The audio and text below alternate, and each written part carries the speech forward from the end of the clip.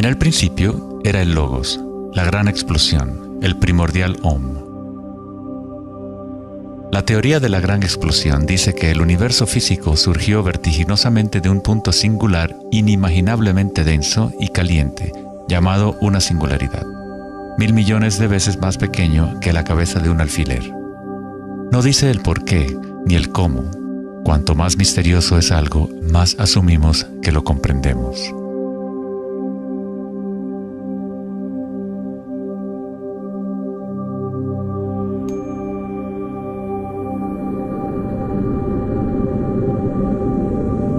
Antes se pensaba que la gravedad haría que se desacelerara eventualmente la expansión del universo, o que lo contraería en una gran implosión. Sin embargo, las imágenes del telescopio Hubble demuestran que la expansión del universo parece estar acelerándose, expandiéndose más y más desde su origen en la gran explosión. De alguna manera, hay más masa en el universo de la cual la física había predicho. Para justificar la masa perdida, los físicos dicen ahora que el universo está compuesto de solamente 4% de materia atómica, o lo que nosotros consideramos materia normal. 23% del universo es materia oscura y 73% es energía oscura, lo cual antes pensábamos que era espacio vacío. Es como un sistema nervioso invisible que recorre el universo conectando todas las cosas.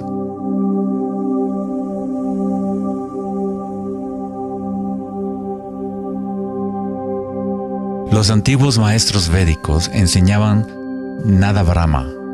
El universo es vibración. El campo vibratorio es la raíz de toda experiencia espiritual e investigación científica verdaderas. En el mismo campo de energía que santos, budas, yogis, místicos, chamanes, sacerdotes y videntes han observado al observar en su interior.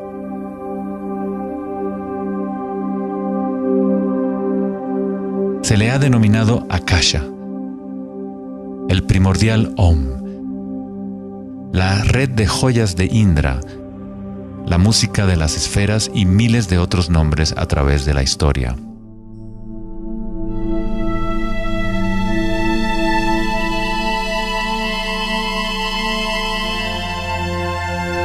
Es la raíz común de todas las religiones. Y el vínculo entre nuestros mundos interiores y exteriores.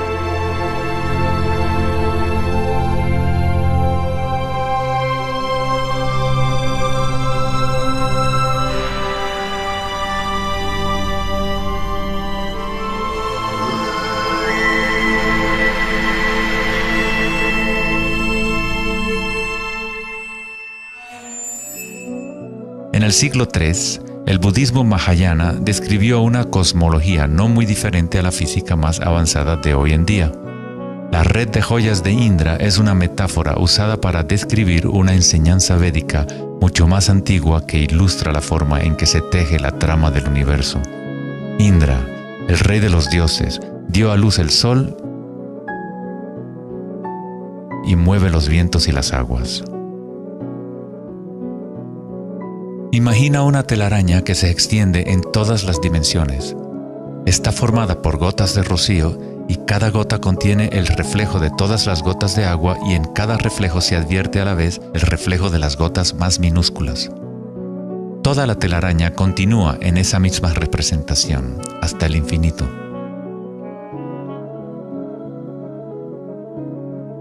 La red de Indra podría ser descrita como un universo holográfico, donde hasta el más mínimo rayo de luz contiene el patrón completo de la totalidad. Se hace referencia a veces al científico serbio-americano Nikola Tesla como el hombre que inventó el siglo XX. Tesla fue el responsable del descubrimiento de la electricidad de corriente alterna y muchos otros inventos que ahora son parte de la vida cotidiana. Debido a su interés en las antiguas tradiciones védicas, Tesla se encontraba en una posición única para comprender la ciencia a través de un modelo tanto oriental como occidental. Como todos los grandes científicos, Tesla investigó profundamente los misterios del mundo exterior, pero también observó profundamente su interior. Al igual que los antiguos yogis, Tesla utilizó el término akasha para describir el sentido etéreo que se extiende a lo largo de todo. Tesla estudió con Swami Vivekananda, un yogi que trajo las enseñanzas antiguas de India al occidente. En las enseñanzas védicas, akasha es el espacio en sí, el espacio que los otros elementos llenan, que existe simultáneamente con la vibración. Son inseparables. Akasha es el yin del yang del prana.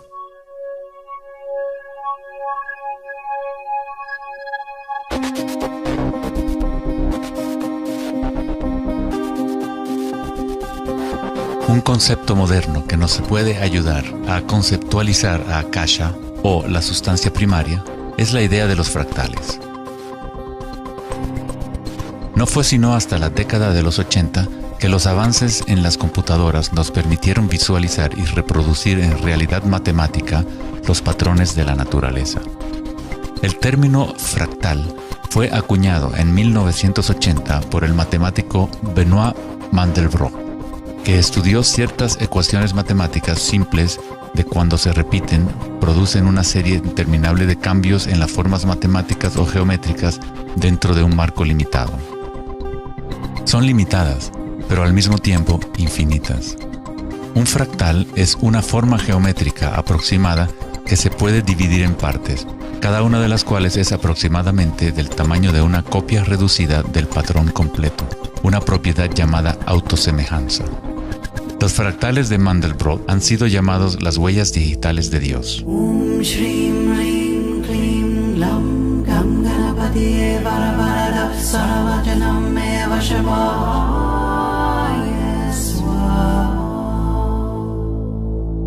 Estás viendo obras de arte creadas por la propia naturaleza.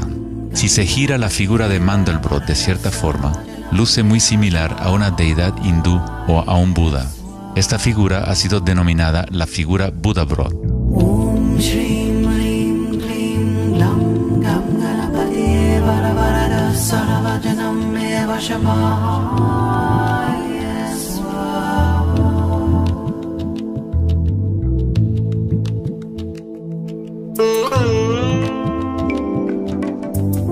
Si nos fijamos en algunas formas de arte y arquitectura antigua, veremos que los humanos hemos asociado la belleza y lo sagrado con patrones fractales desde hace ya mucho tiempo.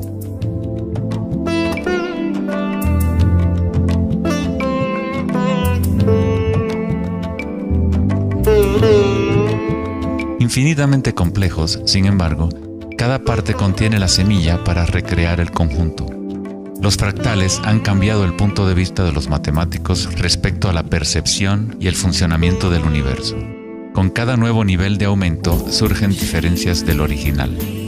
El cambio y la transformación constante ocurren a medida que atravesamos el nivel de un detalle fractal a otro. Esta transformación es el espiral cósmico, la inteligencia intrínseca de la matriz del espacio-tiempo.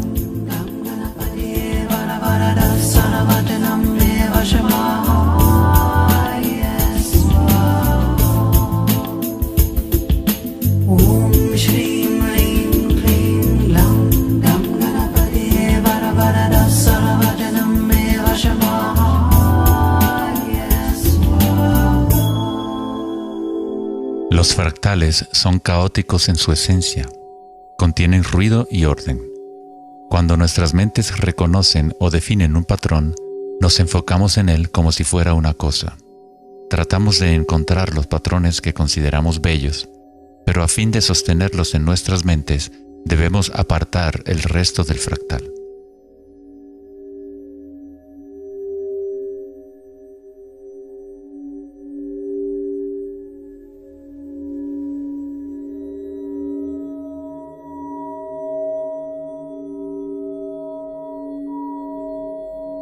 Comprender un fractal con los sentidos es limitar su movimiento. Toda la energía del universo es neutral, atemporal y carece de dimensiones.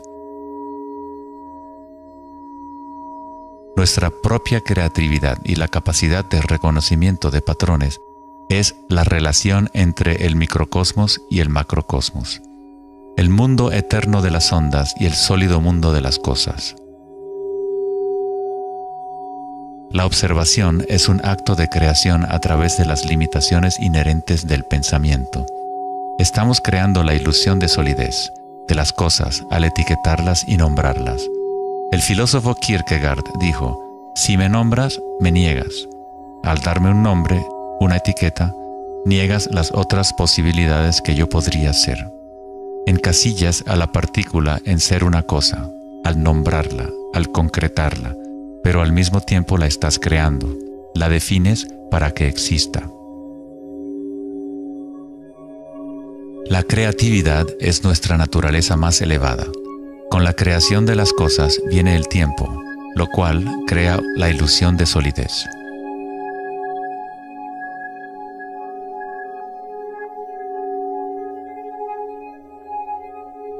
Einstein fue el primer científico en comprender que lo que nosotros consideramos espacio vacío no es la nada, posee propiedades y casi incalculables cantidades de energía son parte intrínseca de la naturaleza del espacio.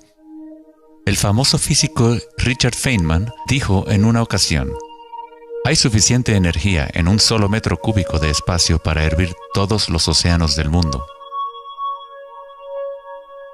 Los meditadores avanzados saben que en el silencio se encuentra el mayor poder.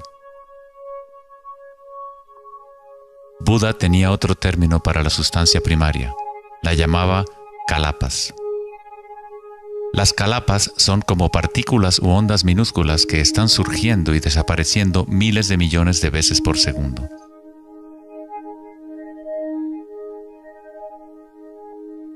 En ese sentido, la realidad es como una serie de cuadros en una cámara holográfica moviéndose rápidamente para crear la ilusión de continuidad. Cuando la conciencia se queda completamente inmóvil, se comprende la ilusión, pues es la conciencia misma la que genera la ilusión.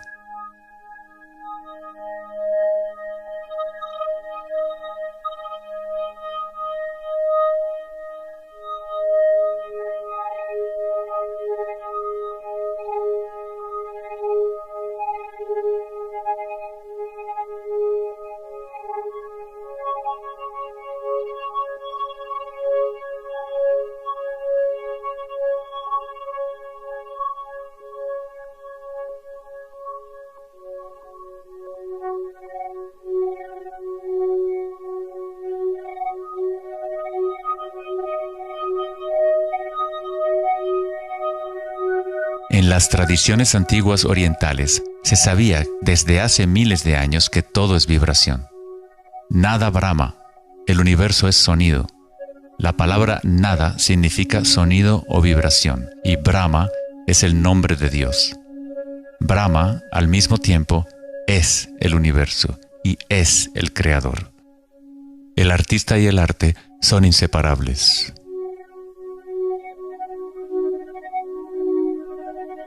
En los Upanishads, uno de los más antiguos registros de los seres humanos en la antigua India, se dice que Brahma, el creador, estaba sentado sobre una flor de loto, abrió los ojos y el mundo surgió.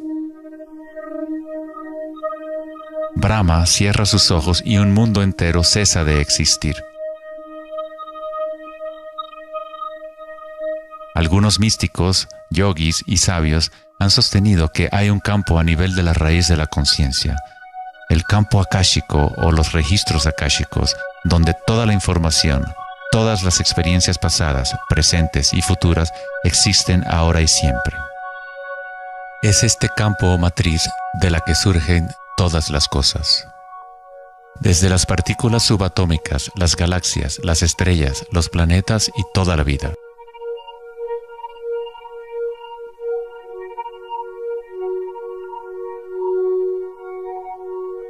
Nunca ves nada en su totalidad, ya que todo está formado de capas y capas de vibración y está constantemente cambiando. Intercambio de información con Akasha. Un árbol bebe del sol,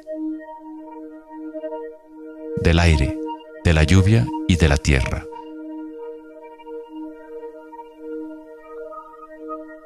Un mundo de energía entra y sale de esta cosa llamada árbol. Cuando la mente pensante permanece en calma, observas la realidad tal como es. Todos los aspectos en conjunto, el árbol, el cielo y la tierra, la lluvia y las estrellas no están separadas. La vida y la muerte, el yo y el otro no están separados. Así como la montaña y el valle son inseparables. En las tradiciones indígenas de los Estados Unidos y en otras tradiciones indígenas, se dice que cada cosa tiene espíritu, lo cual es otra forma de decir, todo está conectado con la única fuente de vibración. Hay una conciencia, un campo, una fuerza que se mueve a través de todo. Este campo no está aconteciendo a tu alrededor, sino a través de ti y en calidad de tu esencia. Tú eres la U en la palabra universo. Eres los ojos con los cuales la creación se observa a sí misma. Cuando te despiertas de un sueño, te das cuenta que todo lo del sueño era parte de ti. Tú lo estabas creando. Es igual para lo que llamamos la vida real. Cada uno y cada cosa eres tú. La única conciencia mirando a través de cada ojo, bajo cada roca,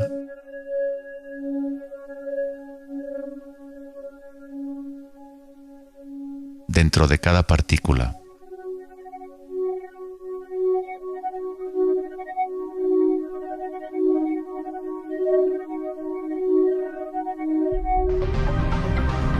Los investigadores internacionales del CERN, el Laboratorio Europeo de Física de Partículas, están buscando este campo que se extiende a lo largo de todas las cosas.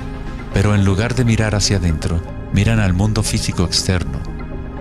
Científicos del laboratorio CERN en Ginebra, Suiza, anunciaron que habían encontrado el bosón de Higgs, o la partícula de Dios. Los experimentos del bosón de Higgs demostraron científicamente que un campo de energía invisible llena el vacío del espacio.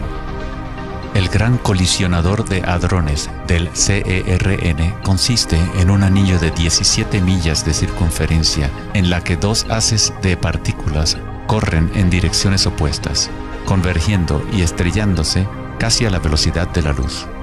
Los científicos observan lo que surge de las violentas colisiones. El modelo estándar no puede explicar cómo las partículas obtienen su masa.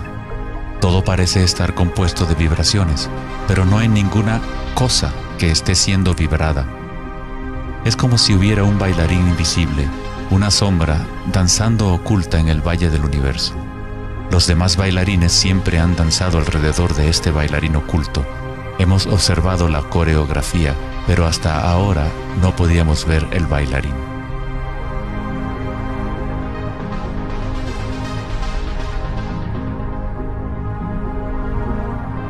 La denominada partícula de Dios, las propiedades de la materia básica del universo, el núcleo de toda la materia que constituiría la masa y la energía inexplicable que acciona la expansión del universo. Pero lejos de explicar la naturaleza del universo, el descubrimiento del bosón de Higgs simplemente presenta un misterio aún mayor, dejando al descubierto un universo que es aún más misterioso de lo que nunca habíamos imaginado. La ciencia se acerca al umbral entre la conciencia y la materia. El ojo con el cual observamos el campo primordial y el ojo con el cual el campo nos observa son uno y el mismo.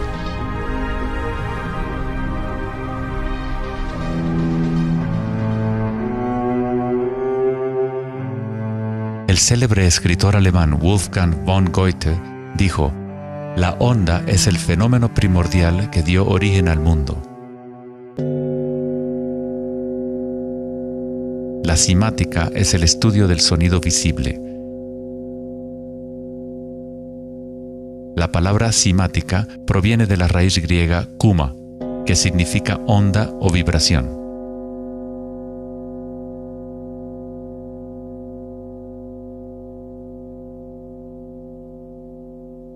Uno de los primeros científicos occidentales que estudió con seriedad el fenómeno de las ondas fue Ernst Chladni, un músico y físico alemán que murió en el siglo XVIII. Chladni descubrió que cuando colocaba arena en placas de metal y luego hacía vibrar las placas con un arco de violín, la arena se organizaba en figuras con patrones.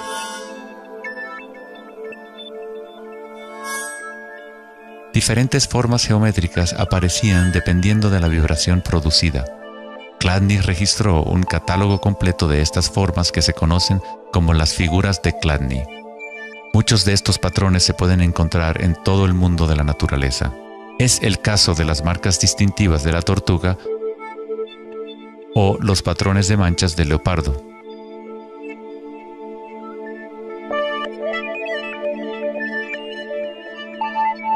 El estudio de los patrones Chladni o patrones ximáticos es uno de los métodos secretos con el que los fabricantes de alta calidad de guitarras, violines y otros instrumentos prueban la calidad del sonido que emiten. Hans Jenny expandió el trabajo de Chladni en los años 60 usando varios líquidos y amplificación electrónica para generar frecuencias de sonido, y así acuñó el término ximática.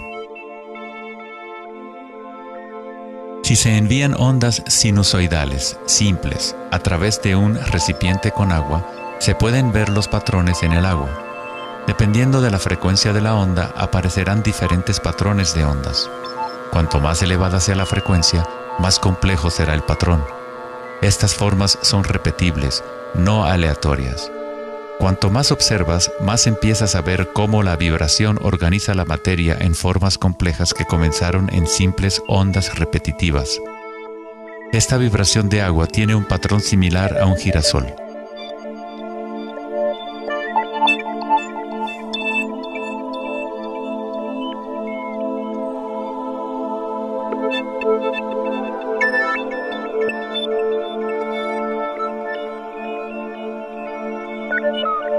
Tan solo cambiando la frecuencia de sonido se obtiene un patrón diferente.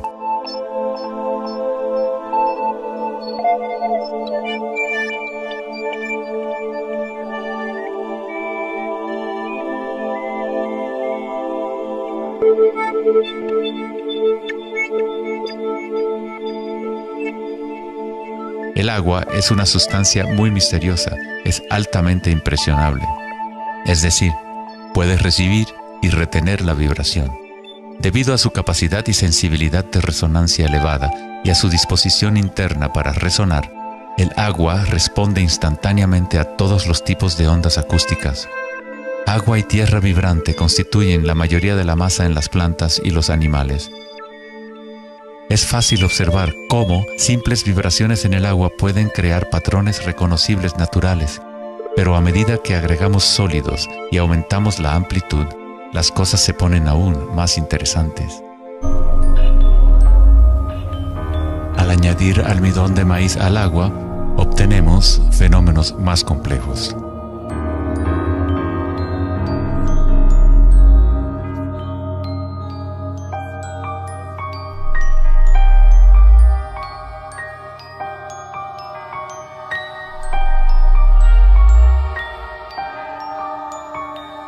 Tal vez, los principios de la vida en sí se pueden observar conforme las vibraciones mueven la burbuja de almidón de maíz en lo que parece ser un organismo en movimiento.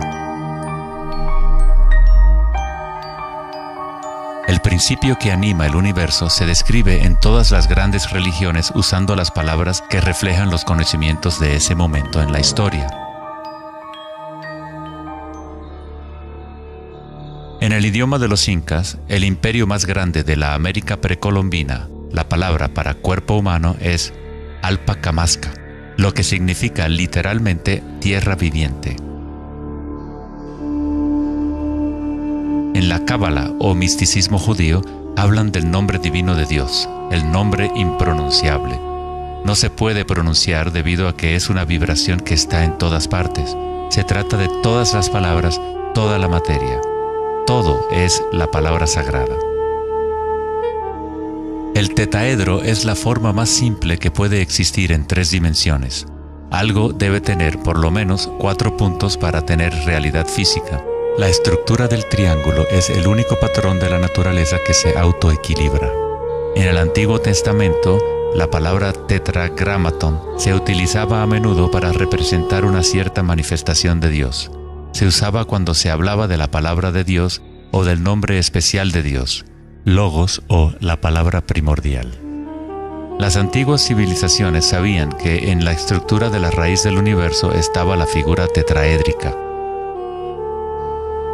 De esta forma, la naturaleza exhibe un impulso fundamental hacia el equilibrio, Shiva, pero a la vez exhibe un impulso fundamental hacia el cambio, Shakti.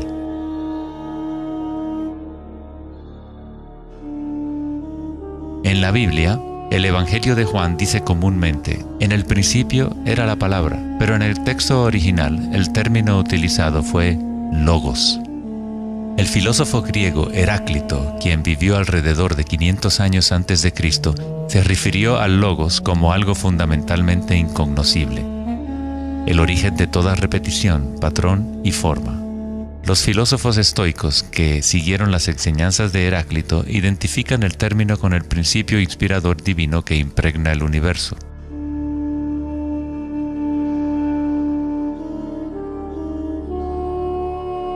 En el sufismo, el logos está en todas partes y en todas las cosas. Es aquello de lo cual lo inmanifiesto se manifiesta.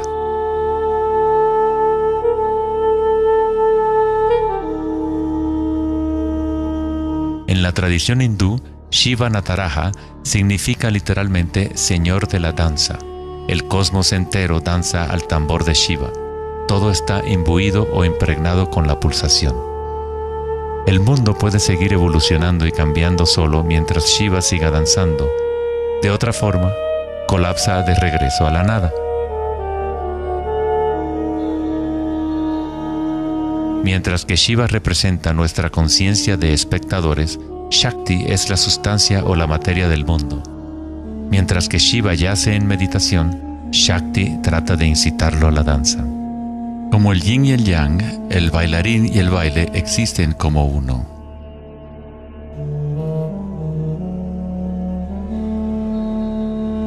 Logos también significa verdad inocultable. Aquel que conoce el logos, conoce la verdad. Existen muchas capas de encubrimiento en el mundo humano como consecuencia de los múltiples giros de Akasha hasta convertirse en estructuras complejas que ocultan la fuente de sí misma. Como un juego divino de las escondidas, nos hemos ocultado desde hace miles de años y eventualmente nos hemos olvidado por completo del juego. De alguna forma, nos olvidamos que había algo que encontrar. En el budismo se enseña a través de la meditación a percibir directamente el logos, el campo del cambio o impermanencia en nuestro interior. Cuando observas tu mundo interior, observas las sensaciones y energías más sutiles conforme la mente se concentra y se enfoca. A través de la comprensión directa de anicca o impermanencia a nivel de la raíz de la sensación, uno se libera del apego a las formas externas transitorias.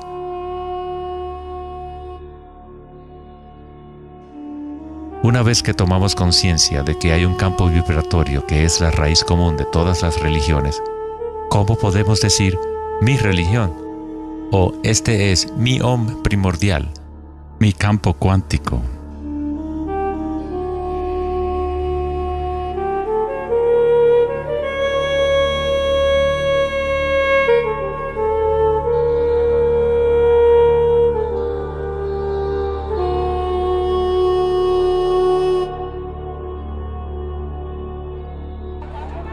La verdadera crisis en nuestro mundo no es de carácter social, político o económico. Nuestra crisis es una crisis de conciencia, la incapacidad de experimentar directamente nuestra verdadera naturaleza.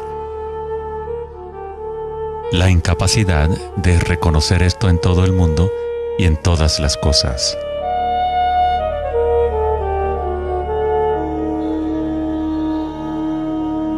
En la tradición budista, el bodhisattva es la persona con una naturaleza búdica despierta. Un bodhisattva se compromete a ayudar a despertar a cada ser en el universo, comprendiendo que solo hay una conciencia.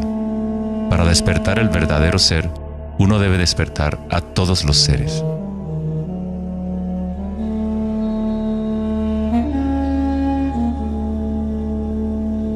Existen innumerables seres conscientes en el universo a quienes me comprometo a ayudar a despertar.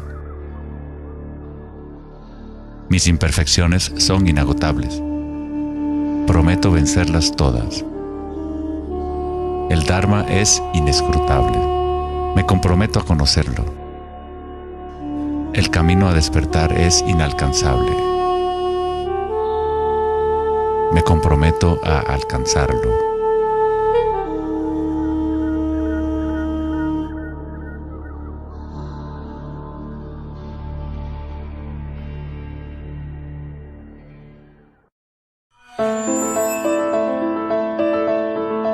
El filósofo Platón, partidario de Pitágoras, insinuaba enigmáticamente que había una llave de oro que unificaba todos los misterios del universo. Esta es la llave de oro a la que regresaremos una y otra vez a lo largo de nuestra exploración. La llave de oro es la inteligencia del Logos, la fuente del Om primordial. Se podría decir que es la mente de Dios.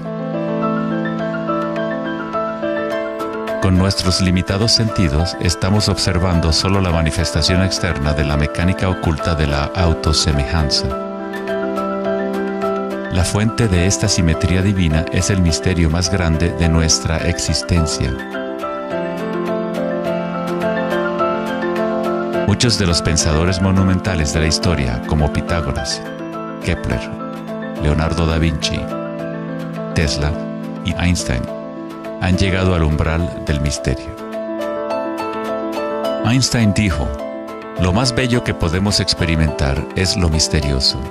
Es la fuente de cualquier arte y ciencia verdadera". Aquel que no conoce esta emoción, que no hace pausa para maravillarse y quedarse absorto en admiración, es como si estuviera muerto. Sus ojos están cerrados. Estamos en la posición de un niño pequeño entrando a una gran biblioteca llena de libros en muchos idiomas diferentes. El niño sabe que alguien debe haber escrito esos libros. No sabe cómo. No entiende los idiomas en que están escritos. El niño sospecha ligeramente que hay un orden misterioso en la disposición de los libros, pero no sabe cuál es. A mí me parece que esa es la actitud, inclusive del ser humano más inteligente, hacia Dios. Vemos un universo maravillosamente ordenado que obedece ciertas leyes. Nuestras mentes limitadas no pueden comprender la misteriosa fuerza que mueve las constelaciones. Todo científico que observa detenidamente el universo y todo místico que observa profundamente su interior se encuentra tarde o temprano, cara a cara, con la misma cosa: la espiral primordial.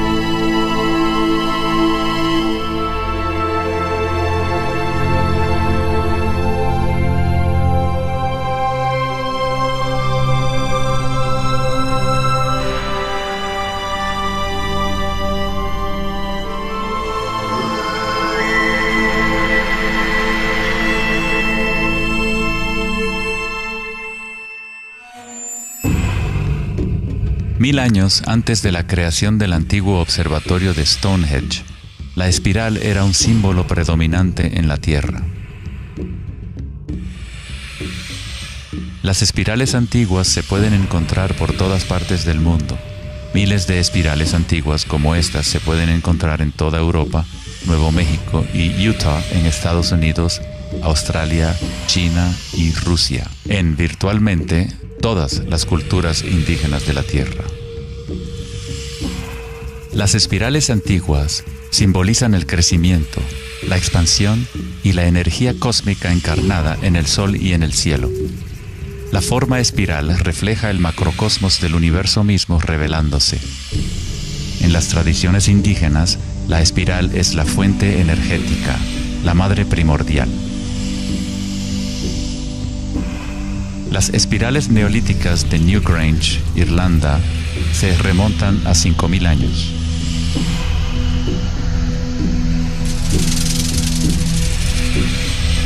Tienen 500 años más que la Gran Pirámide de Giza y son igual de enigmáticas ante los observadores modernos. Las espirales se remontan a una época en la historia en donde los humanos estaban más conectados con la Tierra, con los ciclos y las espirales de la naturaleza. Una época en que los seres humanos se identificaban menos con los pensamientos. La espiral es lo que percibimos como la fuerza de torsión en el universo. El prana, o fuerza creativa, hace girar a Akasha en una secuencia de formas sólidas. Se encuentra en todos los niveles entre el macrocosmos y el microcosmos, desde las galaxias espirales hasta los sistemas meteorológicos, el agua en tu bañera y tu ATM.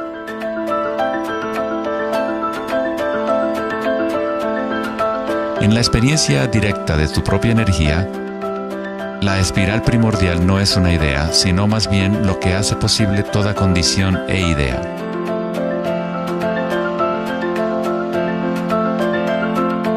Varios tipos de espirales y hélices se encuentran en todo el mundo de la naturaleza. Caracoles,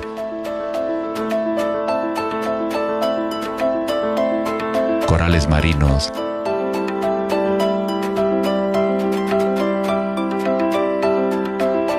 telarañas,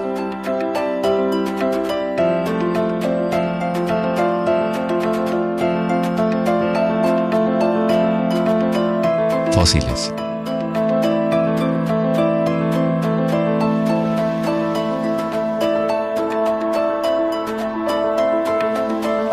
En las colas de los caballitos de mar,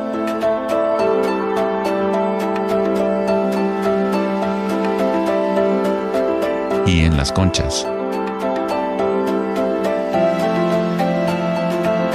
Muchas espirales en la naturaleza se pueden observar como espirales logarítmicas o espirales en crecimiento. A medida que avanzas desde el centro de la espiral, las secciones son exponencialmente más grandes. Al igual que la red de joyas de Indra, las espirales logarítmicas son autosemejantes u holográficas, de manera que las características de cada parte reflejan el conjunto. Hace 2400 años, en la antigua Grecia, Platón consideraba la proporción geométrica continua como el vínculo cósmico más profundo. La sección áurea, o número áureo, o proporción divina, era el secreto más grande de la naturaleza. La sección áurea puede expresarse como la relación de A más B a es igual a la relación de A B. Para Platón, el alma del mundo se vincula en una sola resonancia armónica. El mismo patrón pentagonal que existe en una estrella de mar o en una rebanada de quimbombo se puede observar en la trayectoria del planeta Venus trazada en el cielo nocturno durante un periodo de 8 años.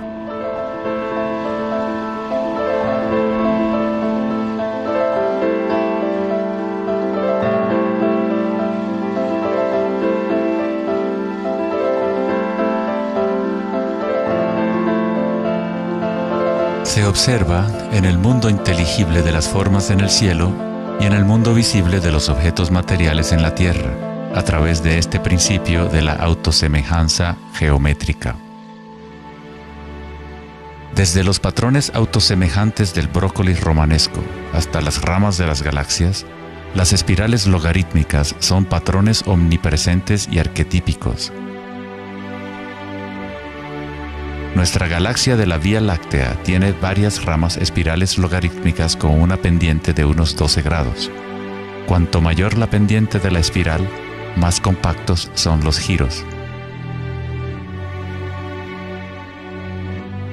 Al observar una planta que crece a intervalos de tiempo en un video, uno es testigo de su danza con la espiral de la vida.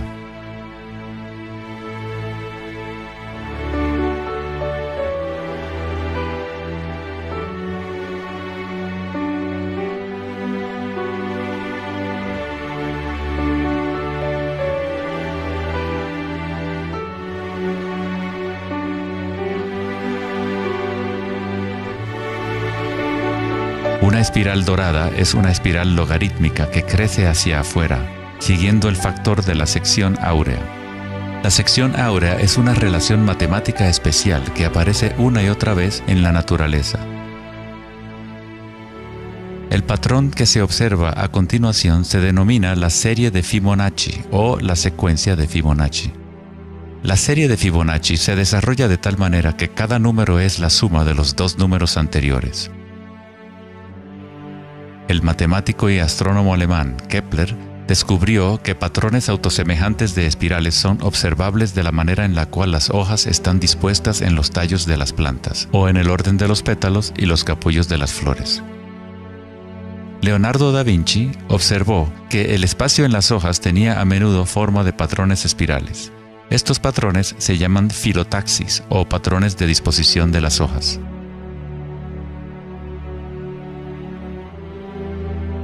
La disposición filotaxis se puede observar en los nucleótidos independientes del ADN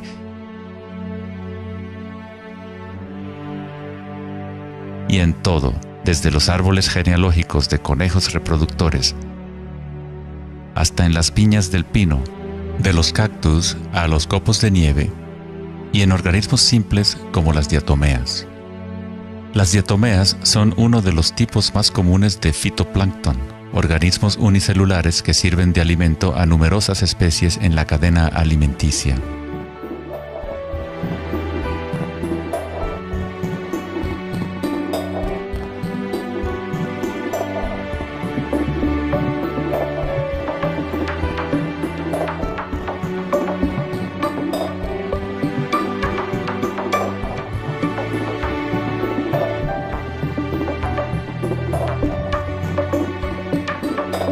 ¿Cuánta matemática debes saber para ser un girasol o una abeja? La naturaleza no consulta al departamento de física para producir un brócoli. La estructura en la naturaleza ocurre automáticamente. Los científicos en el campo de la nanotecnología utilizan el término autoensamblaje para describir la forma en la cual se forman los complejos, como en la fase inicial de la formación hexagonal de ADN. En la ingeniería de la nanotecnología, los nanotubos de carbono se componen de una disposición similar de materiales. La naturaleza hace este tipo de geometría una y otra vez sin esfuerzo, automáticamente, sin una calculadora. La naturaleza es precisa y extremadamente eficiente. Según el famoso arquitecto y autor Buckminster Fuller, estos patrones son una función del espacio-tiempo. El ADN y el panal de abejas tienen esa forma por la misma razón que una burbuja es redonda. Es la forma más eficiente que requiere la menor cantidad de energía. El espacio en sí tiene una forma y permite solo ciertas configuraciones de la materia, siempre volviendo a lo más eficiente. Estos patrones son la forma más fuerte y eficiente de construir estructuras arquitectónicas como las cúpulas geodésicas.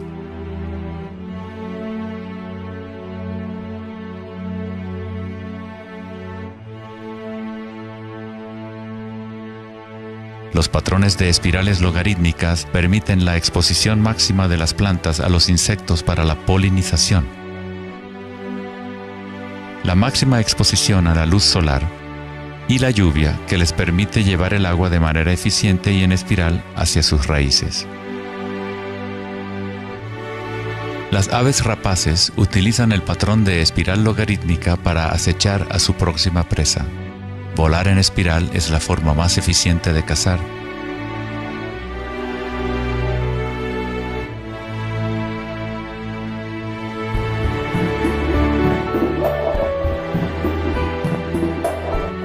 Nuestra capacidad de observar el akasha danzando la espiral de la vida hacia una forma material se relaciona con la habilidad de percibir la belleza y la simetría en la naturaleza. El poeta William Blake dijo: "El universo vegetativo se abre como una flor desde el centro de la tierra en donde mora la eternidad. Se expande desde las estrellas hasta el caparazón mundano y ahí se encuentra con la eternidad de nuevo, tanto desde dentro como desde fuera".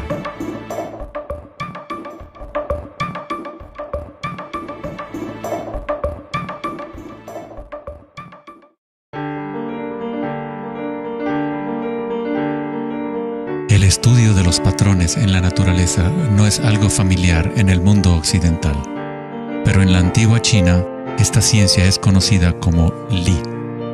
El Li refleja el orden dinámico y el patrón en la naturaleza. Pero no es considerado algo estático, congelado o inmutable como un mosaico. Es un patrón dinámico que se materializa en todos los seres vivos.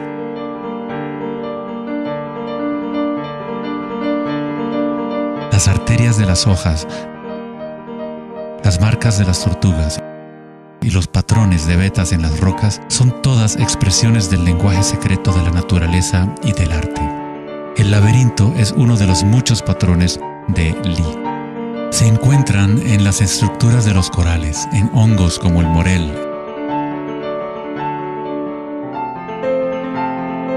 en coles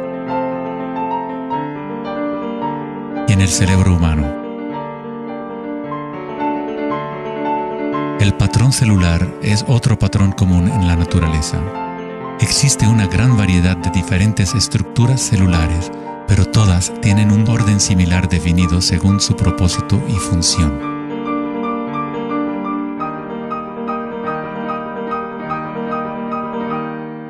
Es fácil quedarse fascinado ante el juego constante de formas, pero lo más interesante es que ciertas formas arquetípicas parecen estar entretejidas en la trama de la naturaleza. El patrón de ramificación es otro patrón Li, o modelo arquetípico observable en todos los niveles y en todas las escalas fractales.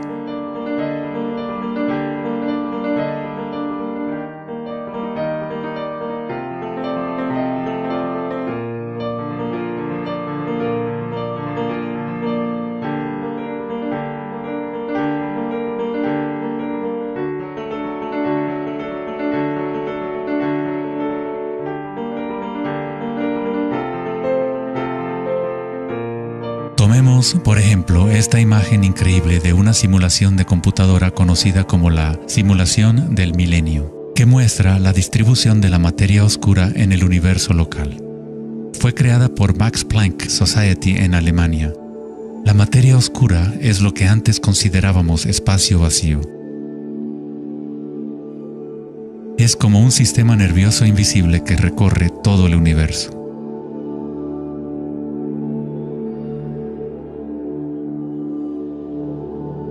El universo es literalmente como un cerebro gigante. Está constantemente utilizando un tipo de energía oscura u oculta que solo hasta ahora la ciencia empieza a entender. A través de esta red inmensa, la insondable energía se mueve proporcionando el impulso para la expansión y el crecimiento del universo.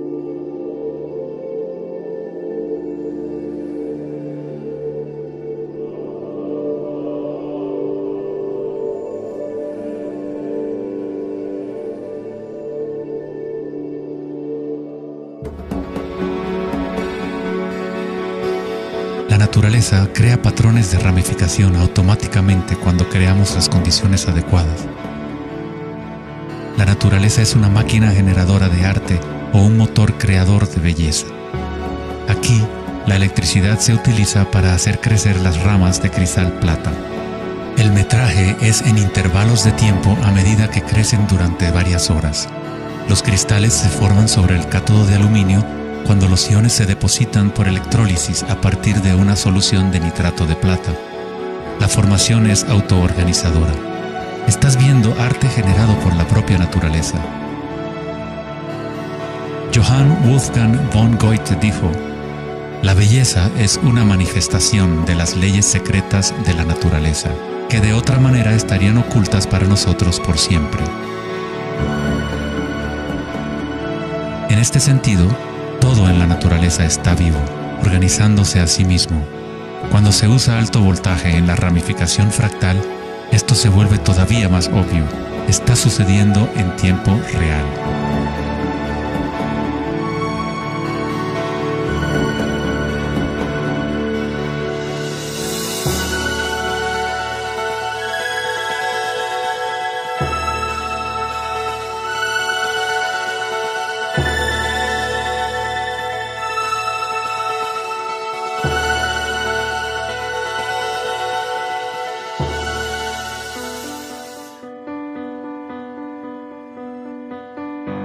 En el cuerpo humano se encuentran patrones y estructuras ramificadas por todas partes.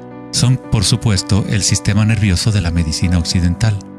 Pero en la medicina china, ayurvédica y tibetana, los meridianos de energía son un componente esencial para entender cómo funciona el cuerpo. Los nadis o meridianos de energía forman estructuras ramificadas. Una autopsia no revelará los chakras o nadis, pero eso no quiere decir que no existen. Es necesario refinar las herramientas que usamos para poder observar. En primer lugar, debes aprender a acallar tu mente. Solo entonces podrás ver estas cosas primero en tu interior. En la teoría eléctrica, cuanta menos resistencia haya en un cable, más fácilmente puede transportar energía. Al cultivar la ecuanimidad a través de la meditación, se crea un estado de no resistencia en tu cuerpo. Prana o chi, o energía interna, es simplemente tu vitalidad interior. Lo que sientes cuando tomas conciencia desde el interior del cuerpo. Los hilos sutiles de tu cuerpo que transportan el prana, los nadis, logran mover más y más energía pránica a través de los chakras.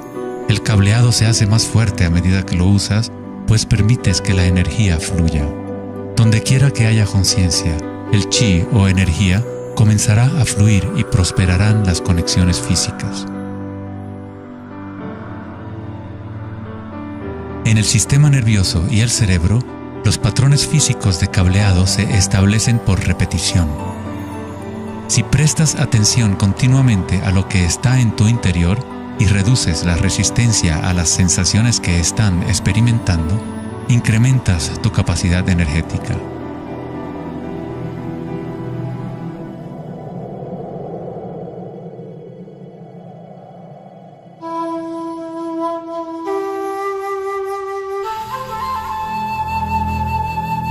En el taoísmo, el símbolo del yin y el yang representa la interpenetración de las fuerzas en espiral de la naturaleza. El yin y el yang no son dos y no es uno. El antiguo concepto del ara está representado por un yin y yang o remolino en espiral. Es el centro de energía localizado en el abdomen, debajo del ombligo. Ara significa literalmente mar u océano de energía. En China, el ara es llamado el Dantien inferior. En muchas formas de artes marciales asiáticas, se dice que el guerrero con ara fuerte es imparable. En la tradición samurái, una forma de suicidio ritual o seppuku era el harakiri. Esto significa traspasar tu propio ara, desconectando el chi o canal de energía.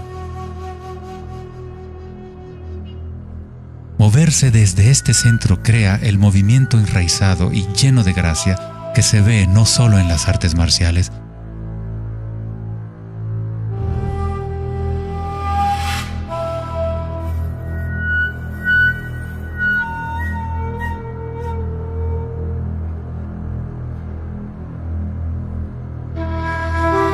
sino en grandes golfistas,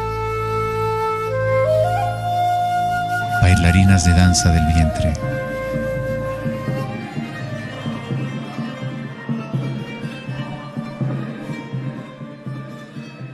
y derviches giradores sufíes.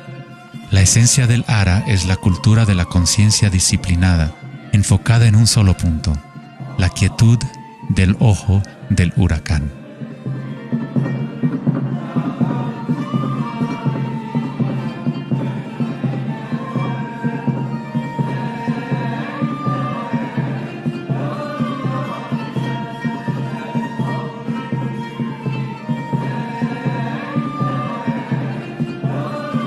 Es el instinto de nuestras entrañas con relación a nuestra propia fuente de energía.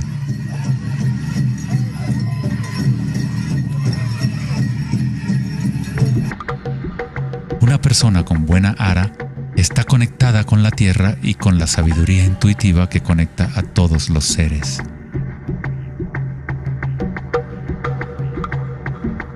Pensar con tu vientre, el ara de Kengasai, es conectarte con tu sabiduría interior.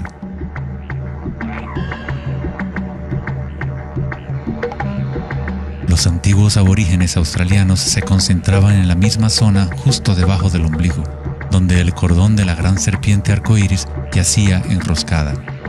Una vez más, una representación de energía evolutiva en la humanidad. No es casualidad que es en el ara donde comienza la nueva vida.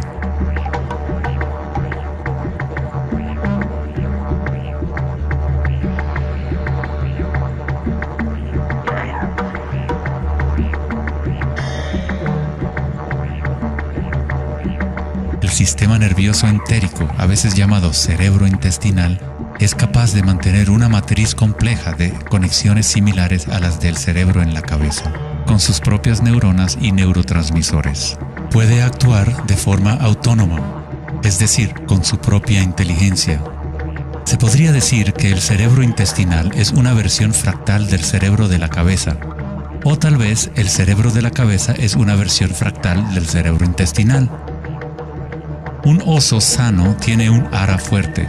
Cuando un oso sabe dónde hurgar para encontrar hierbas, sigue el movimiento del chi a través de sus sentidos, centrando en el ara o vientre.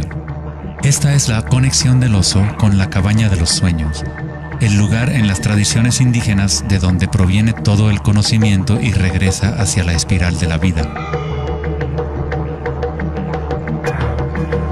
Pero, ¿cómo conocían los antiguos pueblos la espiral si la ciencia moderna está apenas empezando ahora a reconocer su importancia?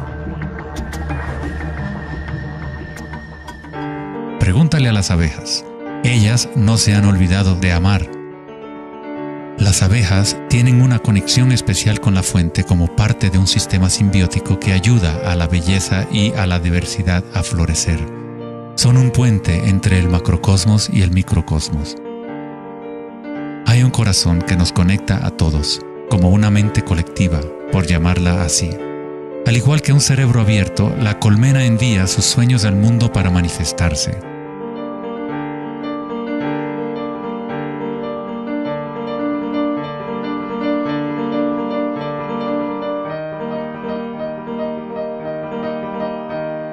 En la naturaleza, muchas criaturas saben cómo actuar en el unísono para moverse con un solo espíritu, en una sola dirección.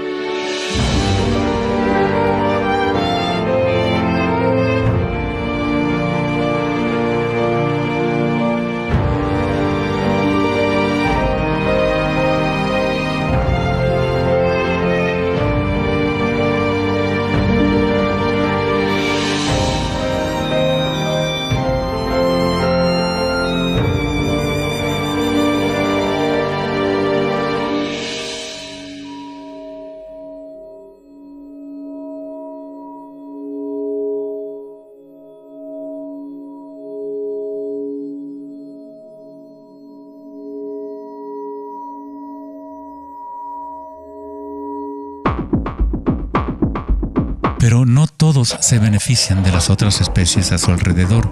Por ejemplo, la cigarra devora todo en su camino. Una cigarra no tiene ninguna otra opción que actuar como cigarra. Nunca va a producir miel ni a polinizar plantas como una abeja. El comportamiento de una cigarra es rígido, pero un ser humano es único en el sentido de que podemos actuar como una abeja o como una cigarra. Tenemos la libertad de cambiar y manipular los patrones de la forma en que interactuamos con el mundo.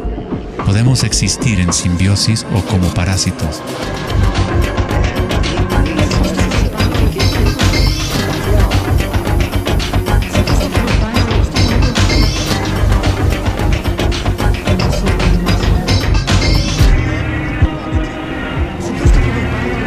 Hoy en día, los seres humanos tratan de entender la espiral con la mente racional, pero nunca ha sido el pensamiento el que nos conecta con la espiral de la vida. Siempre hemos estado conectados.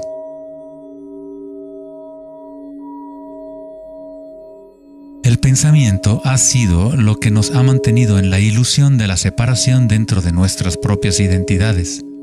El pensamiento es la creación de la separación, la experiencia de limitación. Cuanto más nos alineamos con el pensamiento, más nos alejamos de la fuente.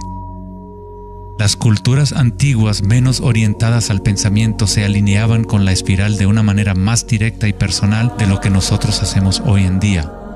En la antigua India, el Kundalini es una representación de la propia energía interior que se mueve a lo largo de la columna vertebral en un patrón en forma de serpiente o hélice.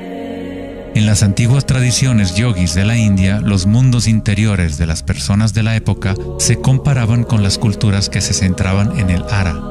Equilibrar el poder de la espiral con la quietud propia de la observación de tu conciencia es alinearte con tu pleno potencial evolutivo, para florecer como el ser original y multifacético que fuiste concebido.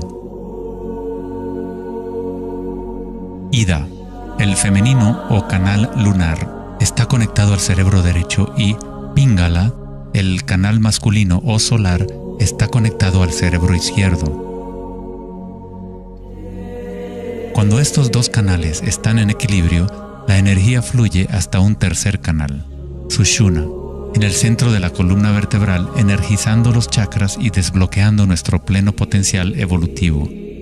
La palabra chakra es una antigua palabra sánscrita que significa rueda de energía.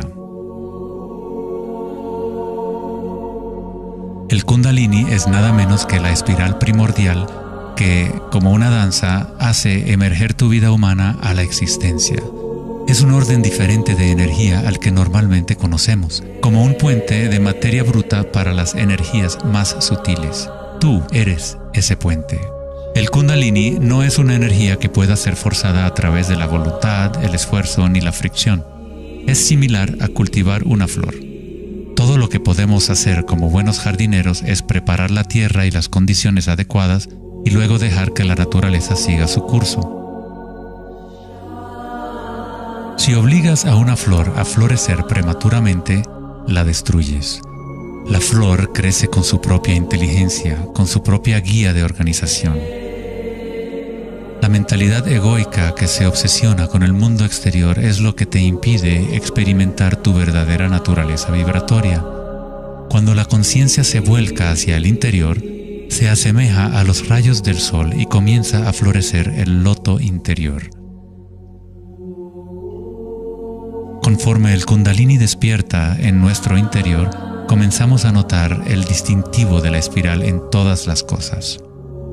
En todos los patrones internos y externos, esta espiral es el vínculo entre nuestros mundos interiores y exteriores.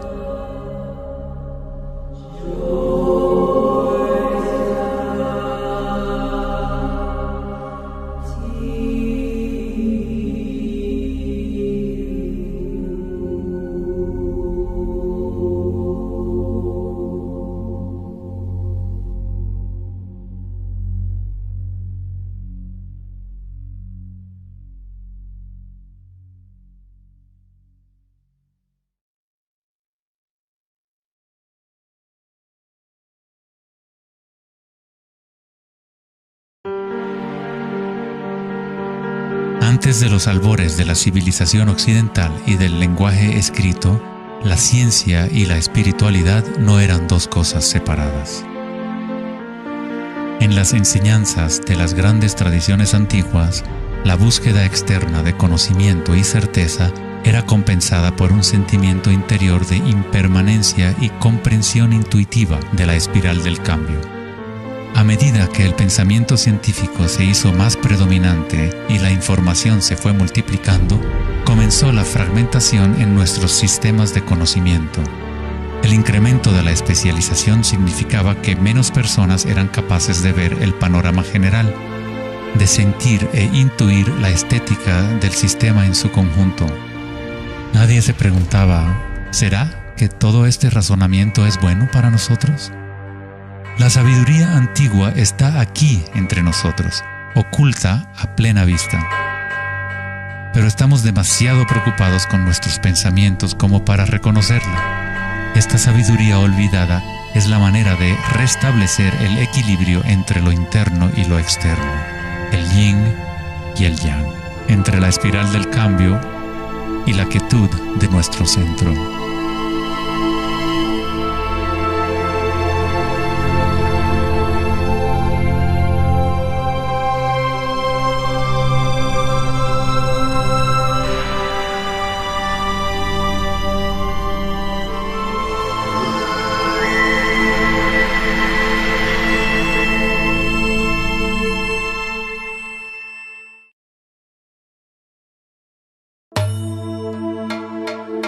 la leyenda griega, Asclepio era hijo de Apolo y dios de la medicina.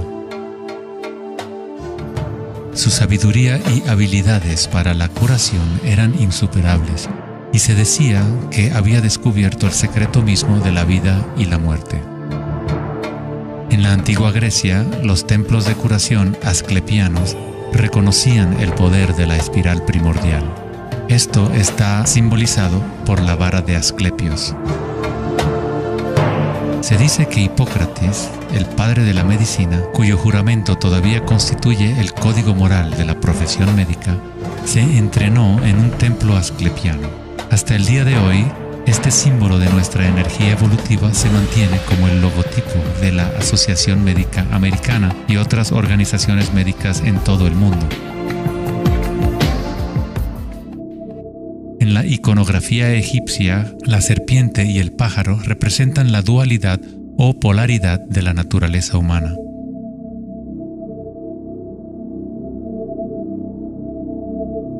La serpiente en dirección descendiente es la espiral manifestada y la energía evolutiva del mundo.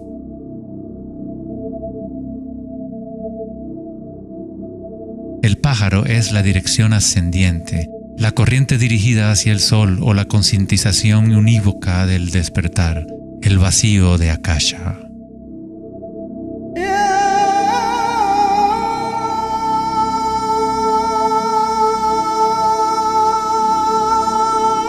Faraones y dioses son representados con su energía despierta, en donde la serpiente Kundalini asciende por la columna vertebral y traspasa el chakra ajna entre los ojos. Esto se denomina el ojo de Horus. En la tradición hindú, el bindi también representa el tercer ojo, la conexión divina con el espíritu.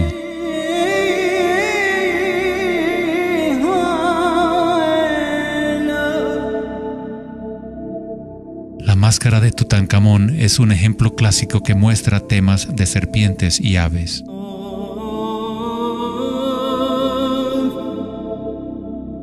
Las tradiciones mayas y aztecas combinan a la serpiente y al pájaro en un solo dios, Quetzalcóatl o Kukulcán.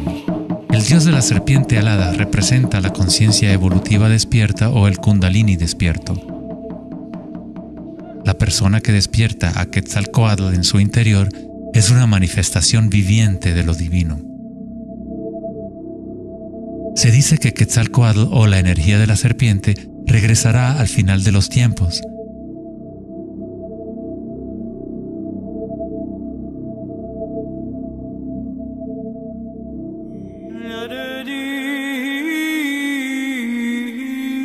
Los símbolos de la serpiente y las aves se pueden también encontrar en el cristianismo. Su significado real podría estar codificado de una manera más profunda, pero el significado es el mismo que en otras tradiciones antiguas. En el cristianismo, el pájaro o paloma que se ve a menudo sobre la cabeza de Cristo representa al Espíritu Santo o Kundalini Shakti a medida que asciende al sexto chakra y más allá. Los místicos cristianos llaman al Kundalini por otro nombre, Espíritu Santo.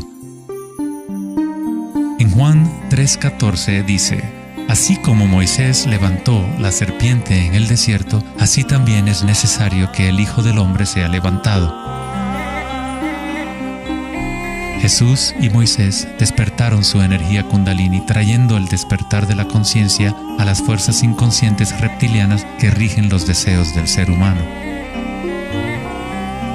Se dice que Jesús pasó 40 días y 40 noches en el desierto, durante los cuales fue tentado por Satanás.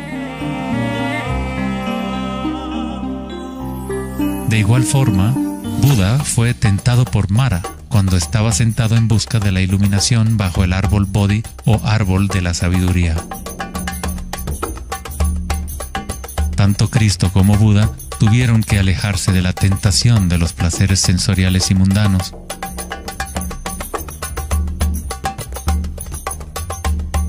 En ambas historias, el demonio es la personificación de los propios apegos.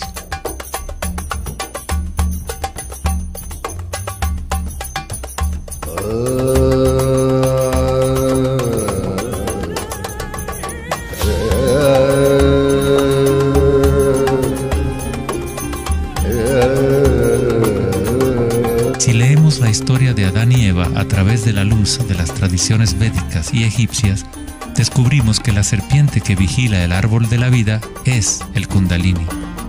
La manzana representa el encanto y la tentación del mundo sensorial externo.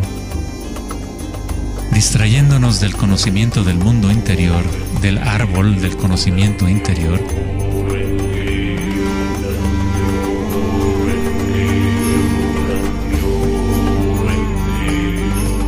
el árbol es simplemente la red de nadis o meridianos de energía dentro de nosotros mismos, que forma literalmente estructuras ramificadas por todo el cuerpo. En nuestra búsqueda egoica de gratificación externa, nos hemos separado del conocimiento del mundo interior, de nuestra conexión a Akasha y a la fuente de la sabiduría.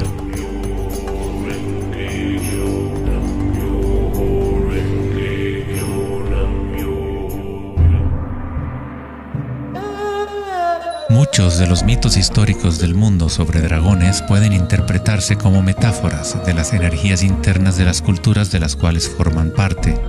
En China, el dragón sigue siendo un símbolo sagrado que representa la felicidad. Al igual que los faraones egipcios, los antiguos emperadores chinos que habían despertado sus energías evolutivas fueron representados por la serpiente alada o dragón. El tótem real del emperador de Jade o el emperador celestial muestra un balance similar a los canales de Ida y Pingala. El yin y el yang del taoísmo es el despertar del centro pineal, o como lo denomina el taoísmo, el Dantien superior.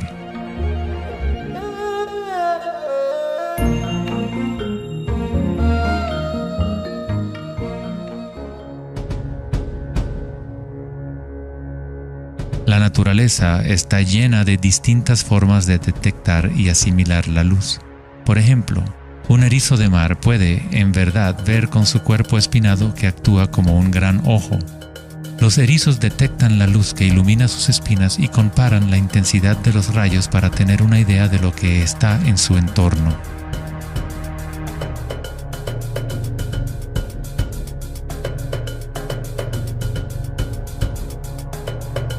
Las iguanas verdes y otros reptiles tienen un ojo parietal o glándula pineal en la parte superior de la cabeza que utilizan para detectar depredadores desde arriba.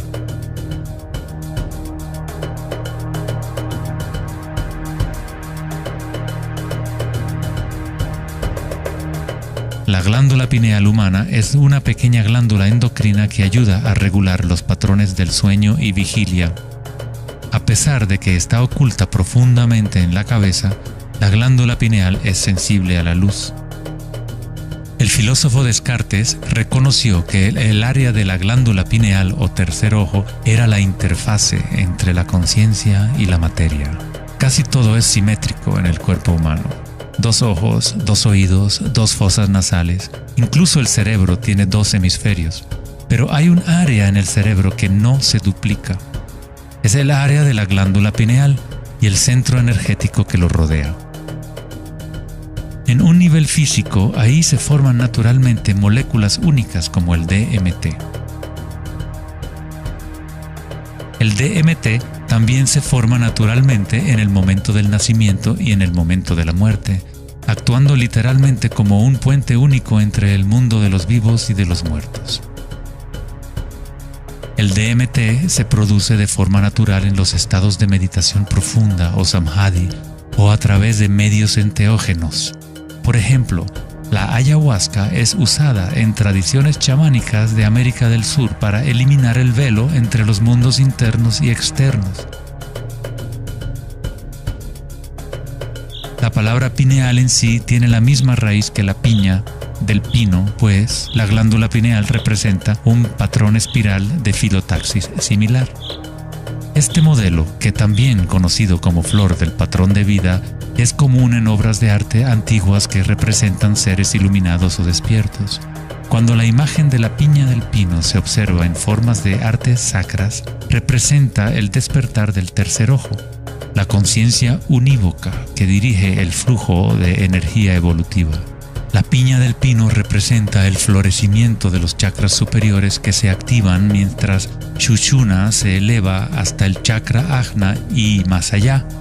En la mitología griega, los seguidores de Dionisio llevaban una panícula o báculo gigante, envuelto en hojas enredadera en espiral y una piña de pino en el extremo superior. Una vez más, representa la energía de Dionisio o Kundalini Shakti, mientras asciende por la columna vertebral al cuerpo pineal del sexto chakra. En el corazón del Vaticano, tal vez esperarías ver una gigantesca escultura de Jesús o María, y en su lugar hay una estructura de piña de pino gigante, lo que indica que en la historia cristiana pudo haber habido conocimiento de los chakras y el Kundalini, pero por alguna razón se mantuvo oculto de las masas. La explicación oficial de la Iglesia es que la piña del pino es un símbolo de regeneración y representa la nueva vida en Cristo.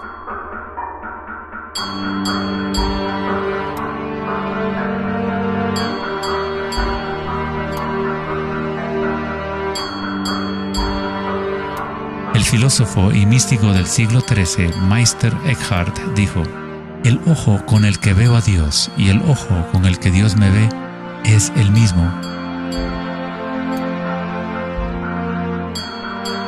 En la Biblia del rey Jacobo, Jesús dijo: "La luz del cuerpo es el ojo, y si por lo tanto tienes un solo ojo, tu cuerpo entero se llenará de luz".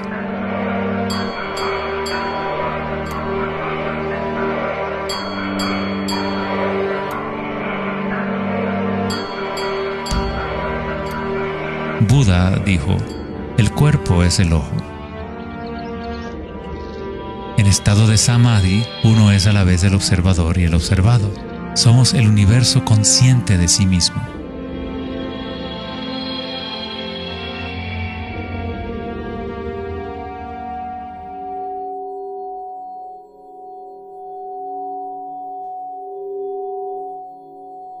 Cuando el Kundalini se activa, estimula el sexto chakra y el centro pineal, y esta zona empieza a recuperar algunas de sus funciones evolutivas.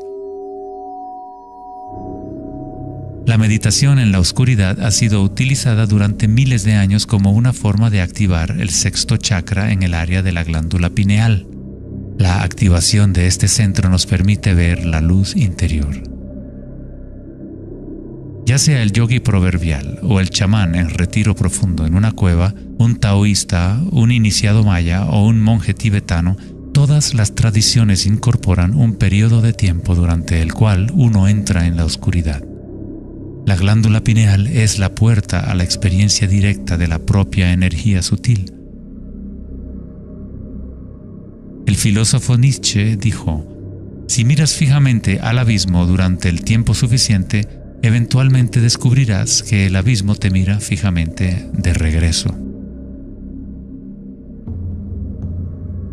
Los dólmenes o las antiguas tumbas en formas de pórtico se encuentran entre las estructuras más antiguas que quedan en la Tierra. La mayoría datan del periodo neolítico de 3000 a 4000 años antes de Cristo, y algunos en Europa occidental tienen 7000 años de antigüedad.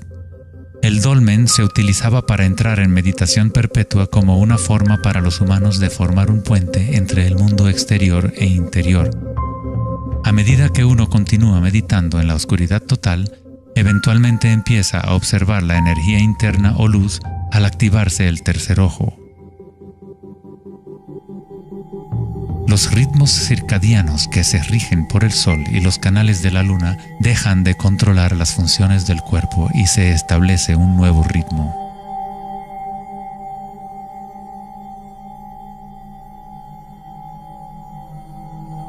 El séptimo chakra ha sido representado por el símbolo Om desde hace miles de años, un símbolo construido por signos sánscritos que representan los elementos.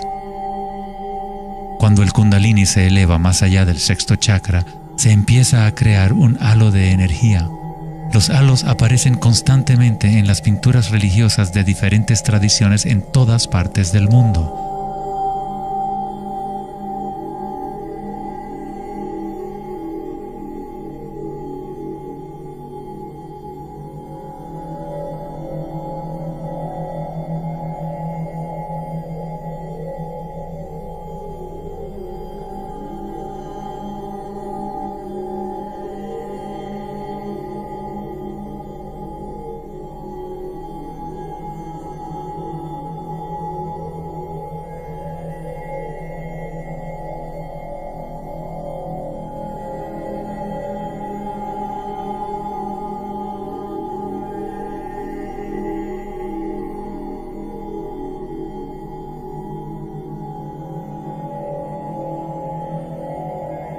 El halo, o la imagen de un distintivo energético alrededor de un ser despierto, es común en virtualmente todas las religiones, en todas partes del mundo. El proceso evolutivo de despertar los chakras no es propiedad de un grupo o de una religión, es el derecho inalienable de todo ser humano en el planeta.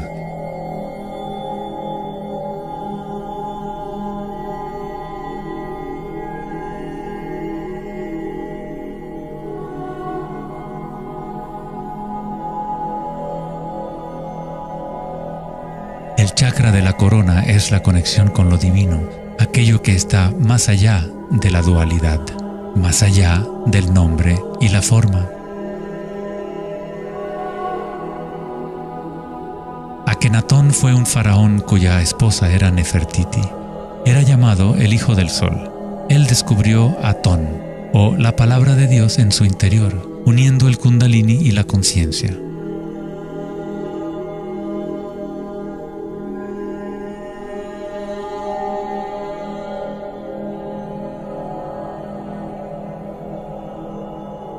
En la iconografía egipcia, una vez más, la conciencia despierta está representada por el disco solar que vemos sobre las cabezas de dioses o seres despiertos.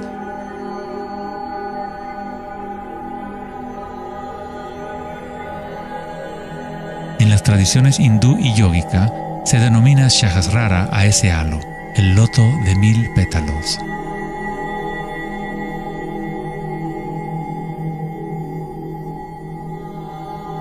El Buda está asociado con el símbolo de la flor de loto. El patrón de filotaxis es el mismo modelo que se puede encontrar en una flor de loto. Es la flor del patrón de la vida, la semilla de la vida. Es el patrón fundamental en el cual todas las formas encajan. Es la forma absoluta del espacio mismo o una cualidad inherente a Akasha.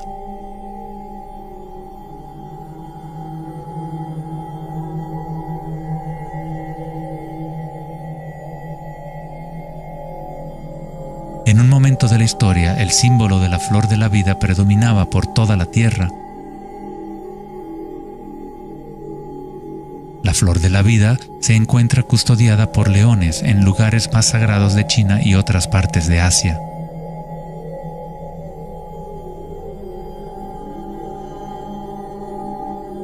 Los 64 hexagramas del I Ching a menudo rodean el símbolo yin-yang, que es otra forma de representación de la flor de la vida. En el interior de la flor de la vida está la base geométrica de todos los sólidos platónicos, de esencialmente cualquier forma que pueda existir. La antigua flor de la vida empieza con la geometría de la estrella de David, o triángulos con sus caras hacia arriba y hacia abajo. En tridimensional serían estructuras tetaédricas.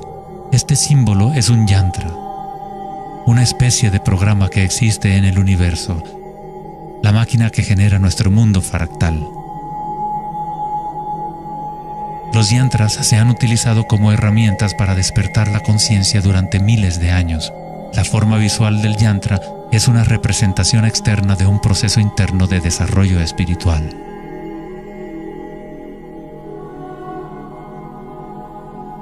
Es la música oculta del universo hecha visible, compuesto por la intersección de formas geométricas y patrones de interferencia.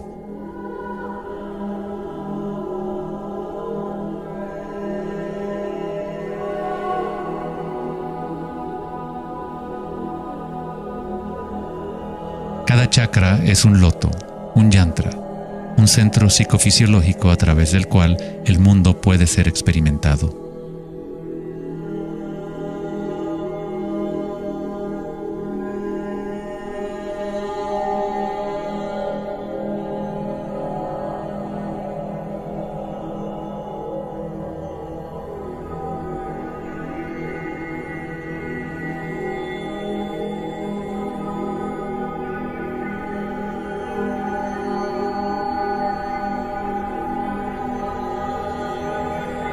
Un yantra tradicional, tal como se puede encontrar en la tradición tibetana, posee valiosas capas de significado, a veces incorporando una cosmología y visión del mundo por completo. El yantra es un patrón en constante evolución que trabaja a través del poder de la repetición o iteración de un ciclo. El poder del yantra está casi perdido en el mundo de hoy, ya que buscamos significado solo en la forma externa y no lo conectamos a nuestras energías internas a través de la intención.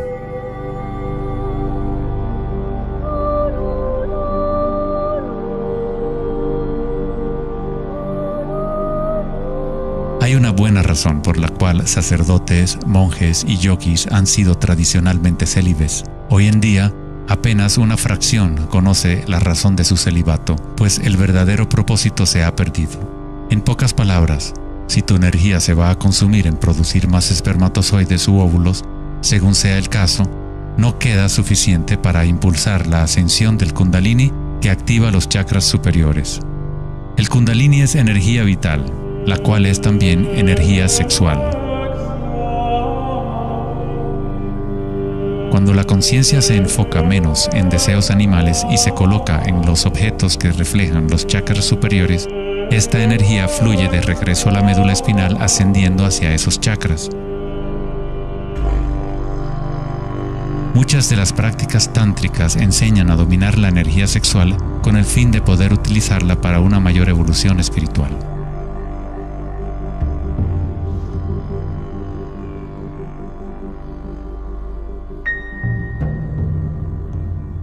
Tu estado de conciencia crea las condiciones adecuadas para que tu energía pueda crecer. Entrar en un estado de conciencia no requiere de tiempo. Como dice Eckhart Tolle, la conciencia y la presencia siempre suceden en el ahora. Si estás tratando de hacer que algo suceda, entonces estás creando resistencia hacia lo que es. Es la eliminación de toda resistencia lo que permite que la energía evolutiva se desarrolle. En la tradición yógica antigua, las posturas de yoga se han utilizado para preparar el cuerpo para la meditación. El Hatha Yoga nunca fue enseñado como un régimen de ejercicio, sino como una forma de conectar nuestro mundo interior y exterior. La palabra sánscrita Hatha proviene de las raíces Sol A y Luna Ta. En el Yoga Sutra original de Patanjali, el propósito de las 8 ramas del yoga es igual al noble sendero de 8 facetas del Buda, para la liberación del sufrimiento. Cuando las polaridades del mundo dual están en equilibrio, surge un tercer elemento. Nos encontramos con la misteriosa llave dorada que abre las fuerzas evolutivas de la naturaleza. Esta síntesis de los canales del Sol y la Luna es nuestra energía evolutiva.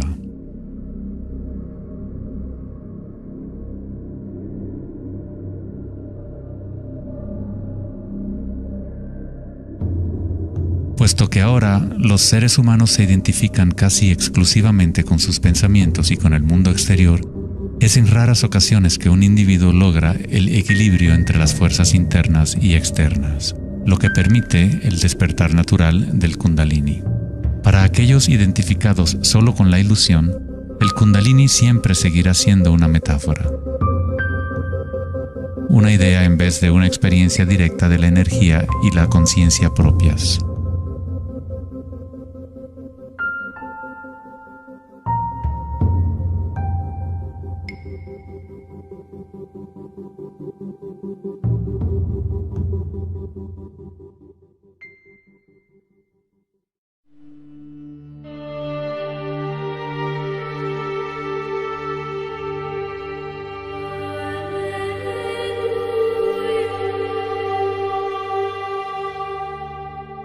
La vida, la libertad y la búsqueda de la felicidad.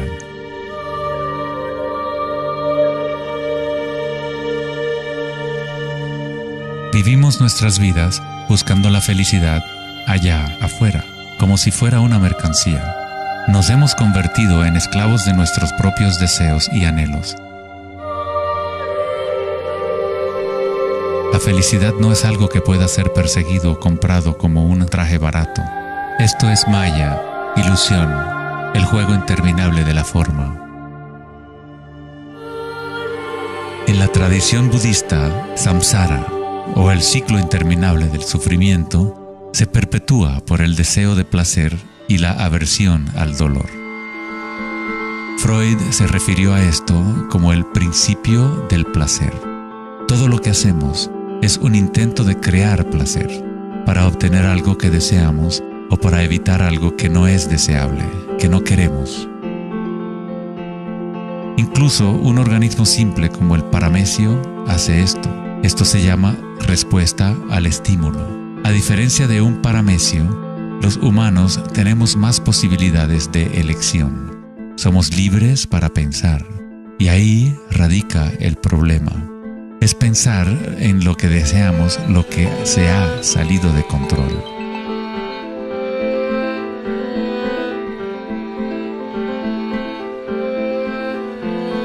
Safety systems armed. 10, 9, 8, 7, 6, 5, 4, 3, 2, 1, 0, and liftoff of Endeavour, going where east and west do meet at the International Space Station. El dilema de la sociedad moderna es que tratamos de entender el mundo no en términos de conciencia interna arcaica, sino cuantificando y calificando lo que percibimos como el mundo externo, a través de medios científicos y mentales. Pensar solo ha llevado a pensar más y a formular más preguntas. Anhelamos conocer el secreto que crea el mundo y orienta su camino, pero consideramos esta esencia como si estuviera fuera de nosotros, no como una cosa viviente e inherente a nuestra propia naturaleza. Fue el famoso psiquiatra Carl Jung quien dijo: aquel que mira hacia afuera sueña, aquel que mira hacia adentro despierta. No tiene nada de malo desear estar despierto, ser feliz. Lo que está mal es buscar la felicidad fuera cuando solo se puede encontrar en nuestro interior.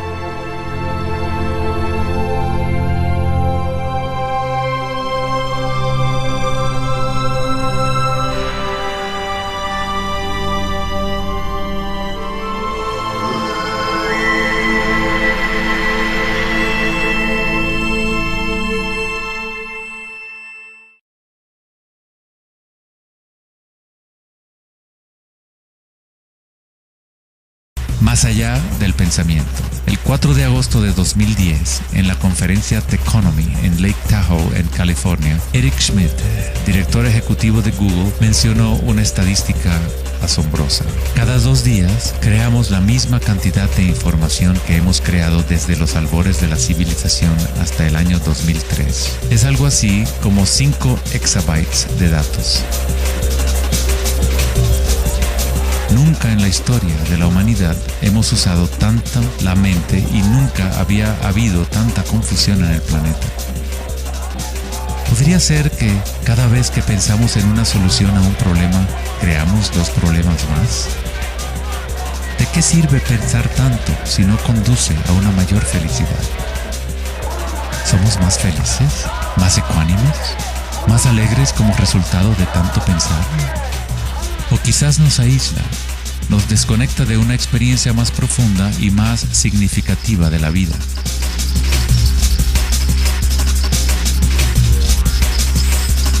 Pensar, actuar y hacer deben estar en equilibrio con el ser. Después de todo, somos seres humanos, no actos humanos.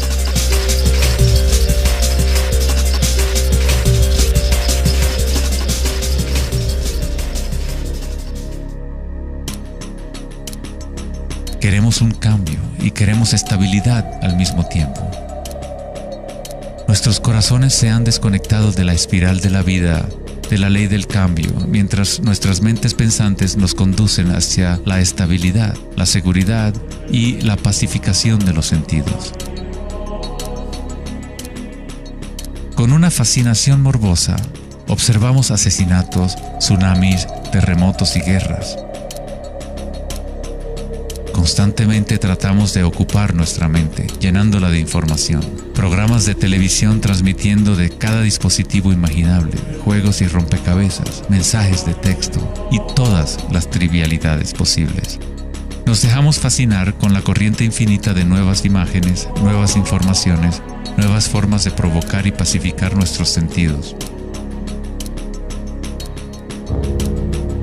los momentos de reflexión interior, nuestro corazón nos dirá que hay algo más en la vida que nuestra realidad actual, que vivimos en un mundo de espíritus hambrientos, siempre anhelando más y nunca satisfechos.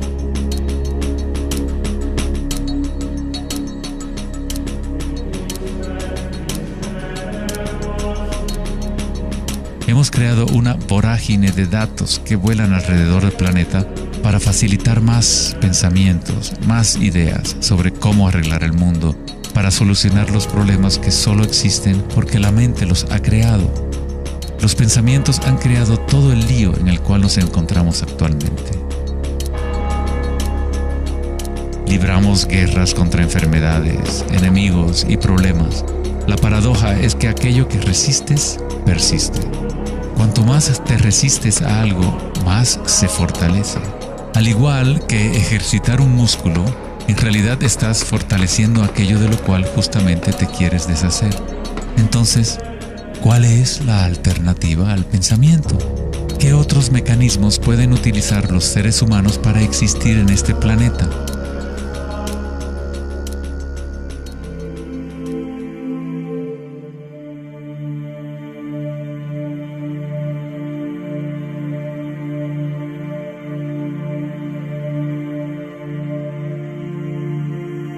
Mientras que la cultura occidental en los últimos siglos se ha centrado en la exploración de lo físico mediante el uso del pensamiento y el análisis, otras culturas antiguas han desarrollado tecnologías igualmente sofisticadas para explorar el espacio interior.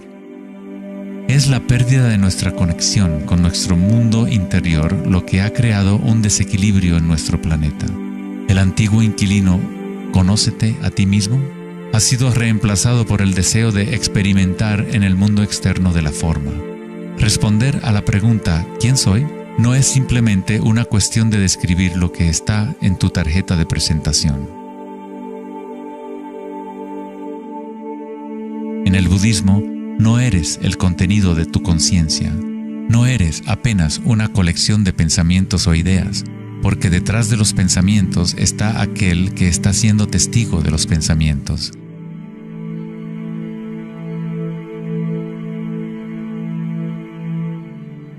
El dicho enfático, «Conócete a ti mismo», es un koan del Zen, un acertijo sin respuesta.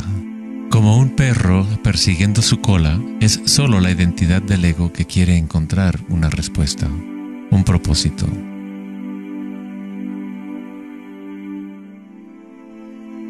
La verdad de lo que eres no necesita una respuesta, pues todas las preguntas fueron creadas por la mente egoica. No eres tu mente.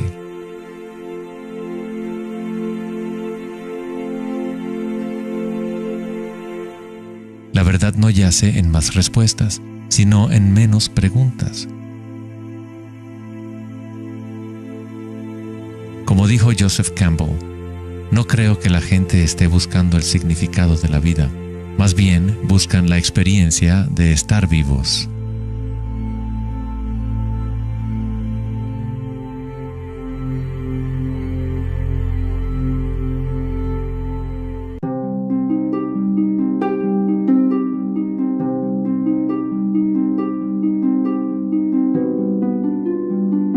Cuando al Buda le preguntaron, ¿qué eres?, simplemente dijo, estoy despierto. ¿Qué quiere decir eso, estar despierto?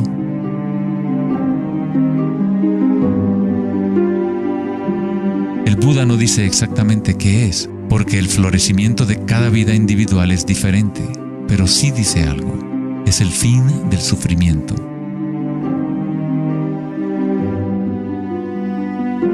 Toda tradición religiosa importante tiene un nombre para el estado de estar despierto: cielo, nirvana o moksha. Una mente en calma es todo lo que hace falta para comprender la naturaleza de la corriente. Todo lo demás ocurrirá una vez que tu mente esté en calma. En esta quietud, las energías internas despiertan y funcionan sin esfuerzo de tu parte. Como dicen los taoístas, el chi sigue a la conciencia. Al permanecer en calma, uno empieza a escuchar la sabiduría de las plantas y los animales, los quietos susurros de los sueños y se aprende el sutil mecanismo por el cual los sueños se manifiestan en forma material. En el Tao Te Ching, este tipo de vida se llama Wei Bu Wei, hacer, no hacer. El Buda habló del camino intermedio como el sendero que conduce a la iluminación. Aristóteles escribió el justo medio, el punto medio entre dos extremos, como un sendero de belleza, sin demasiado esfuerzo ni tampoco muy poco. Yin y Yang en equilibrio perfecto.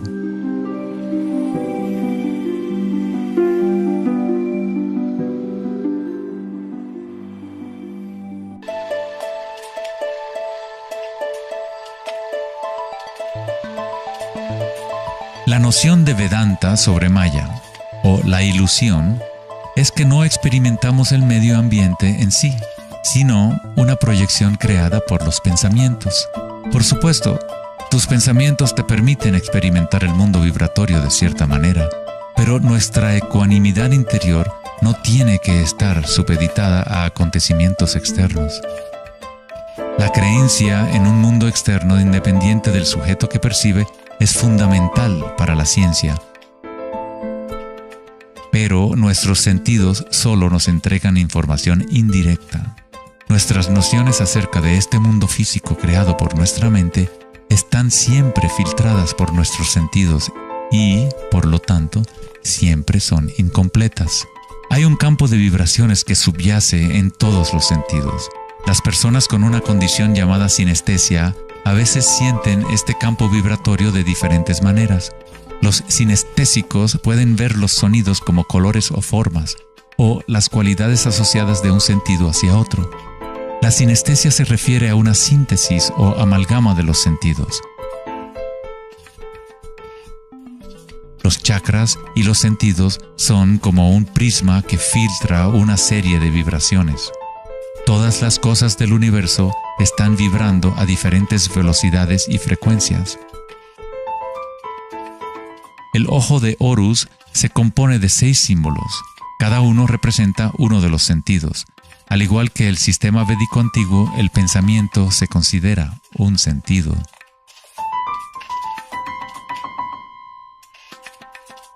Los pensamientos se perciben simultáneamente como sensaciones que se experimentan en el cuerpo. Surgen de la misma fuente vibratoria. El pensamiento es simplemente una herramienta, uno de los 6 sentidos, pero lo hemos llevado a un estado tan elevado que nos identificamos con nuestros pensamientos. El hecho de que no identificamos el pensamiento como uno de los 6 sentidos es muy significativo. Estamos tan inmersos en nuestros pensamientos que al tratar de explicar el pensamiento como un sentido es como explicarle a un pez el agua. ¿Agua? ¿Qué agua?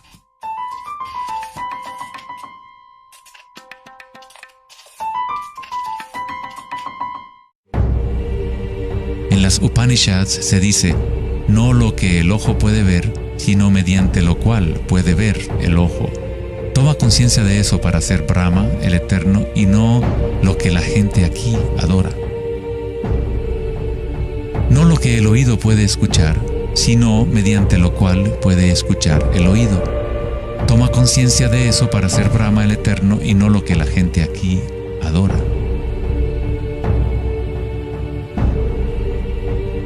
No lo que el habla puede iluminar, sino mediante lo cual el habla puede iluminarse. Toma conciencia de eso para ser Brahma, el Eterno, y no lo que la gente aquí adora.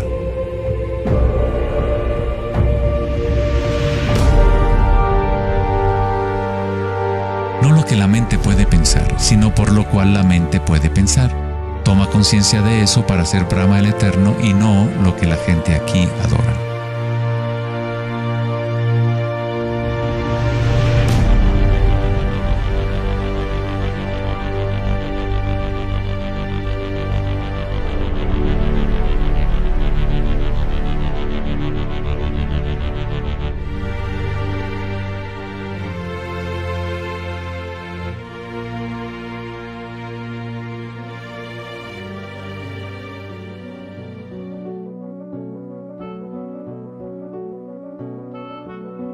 En la última década, grandes avances se han llevado a cabo en el ámbito de la investigación cerebral. Los científicos han descubierto la neuroplasticidad, un término que expresa la idea de que el cableado físico del cerebro cambia según los pensamientos que se mueven a través de él. Como expresó el psicólogo canadiense Donald Hebb, las neuronas que se ponen en marcha al mismo tiempo se conectan entre sí. Las neuronas se conectan al máximo cuando una persona entra a un estado de atención ininterrumpida. Lo que esto significa es que es posible dirigir tu propia experiencia subjetiva de la realidad. Literalmente, si tus pensamientos son de temor, preocupación, ansiedad y negatividad, estás incrementando la conexión para que surjan más pensamientos similares. Si diriges tus pensamientos hacia el amor, la compasión, la gratitud y la alegría, creas la conexión para repetir esas experiencias. ¿Cómo hacerlo cuando estamos rodeados de violencia y sufrimiento? ¿No es esto una especie de engaño o vana ilusión? La neuroplasticidad no es lo mismo que la noción de la nueva era que dice que creas tu realidad con pensamientos positivos. En realidad es lo mismo que el Buda enseñó hace 2500 años. La meditación vipassana o la meditación introspectiva podría describirse como neuroplasticidad autodirigida. Aceptas tu realidad tal como es, como realmente es.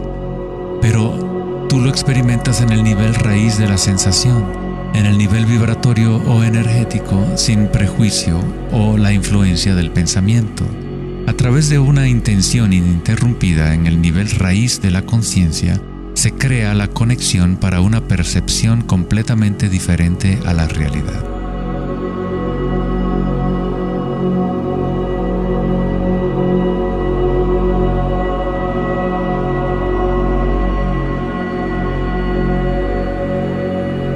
La mayor parte del tiempo lo entendemos al revés.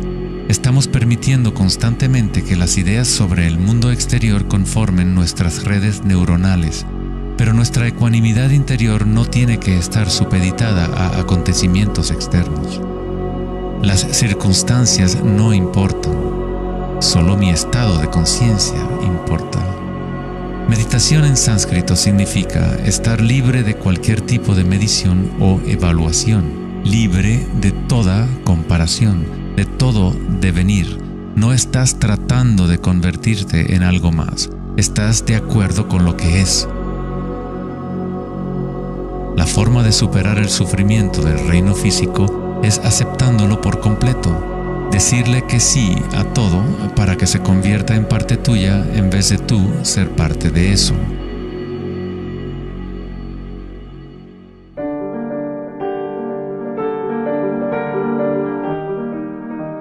¿Cómo se puede vivir de tal manera que la conciencia deje de estar en conflicto con su contenido?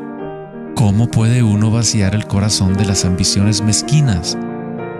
Debe haber una revolución total en la conciencia, un cambio radical en la orientación del mundo exterior al interior.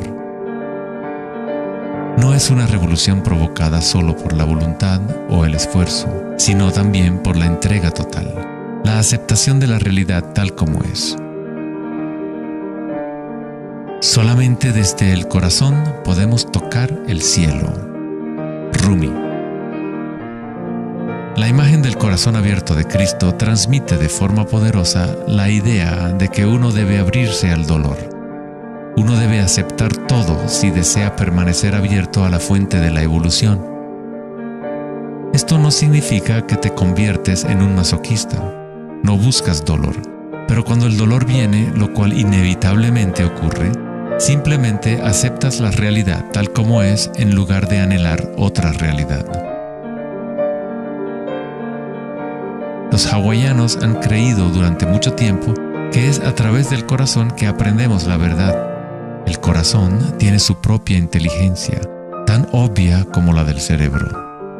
Los egipcios creían que el corazón, y no el cerebro, era la fuente de la sabiduría humana. El corazón era considerado el centro del alma y la personalidad. Era a través del corazón que se expresaba la divinidad, impartiendo conocimientos a los antiguos egipcios sobre su verdadero camino.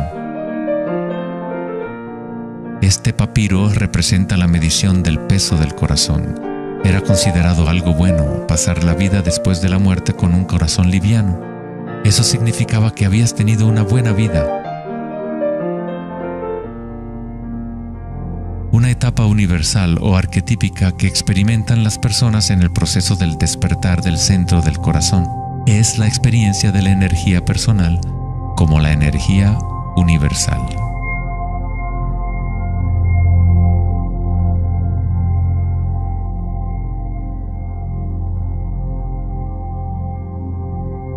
Cuando te permites sentir este amor, ser este amor, cuando conectas tu mundo interior con el mundo exterior, entonces todo es uno. ¿Cómo podemos experimentar la música de las esferas? ¿Cómo se abre el corazón?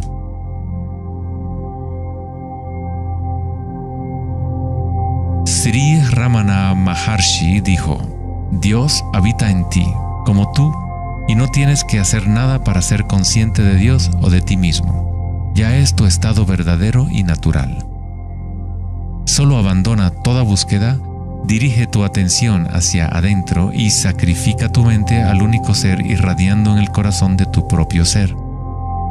Para que esto sea tu experiencia que vives en el presente, el autoconocimiento es el único camino directo e inmediato.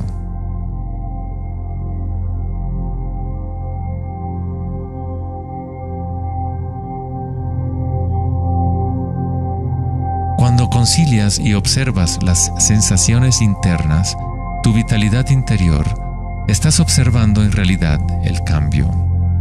Esta fuerza del cambio es el surgimiento y la muerte que ocurren cuando la energía cambia de forma.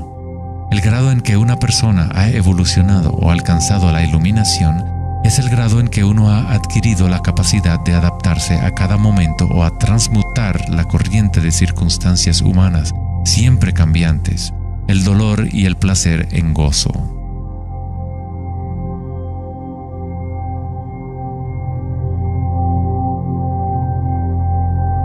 Leo Tolstoy, autor de La Guerra y la Paz, dijo que todo el mundo piensa en cambiar el mundo, pero nadie piensa en cambiarse a sí mismo.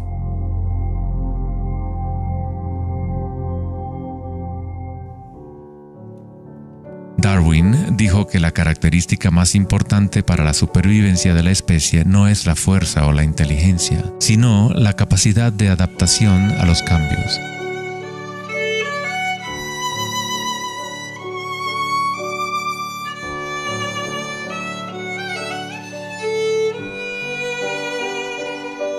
Debemos convertirnos en expertos en adaptación. Esta es la enseñanza budista de Anika.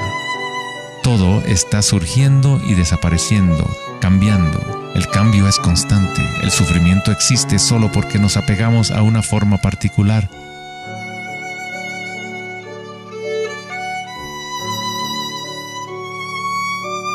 Cuando te conectas a la parte tuya que observa, con la comprensión de Anika, el gozo surge en el corazón.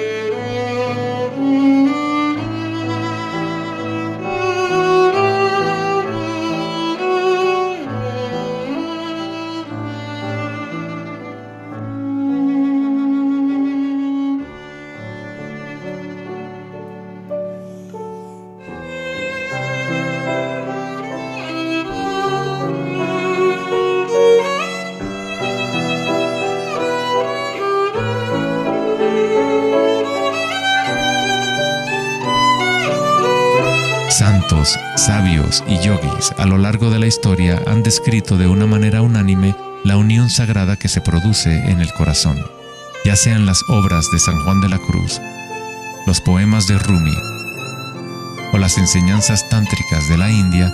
Todas estas enseñanzas diferentes tratan de expresar el misterio sutil del corazón. En el corazón, esta es la unión de Shiva y Shakti, la penetración masculina en la espiral de la vida y la entrega femenina al cambio. Atestiguar y aceptar de forma incondicional todo lo que es. Con el fin de abrir tu corazón, debes abrirte a los cambios.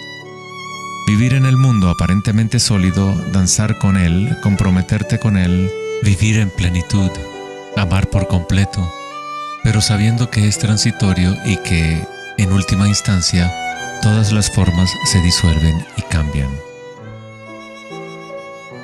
El gozo es la energía que responde a la calma. Surge al vaciar la conciencia de todo contenido. El contenido de esta energía de gozo, producto de la calma, es la conciencia. Una nueva conciencia del corazón. Una conciencia conectada a todo lo que es.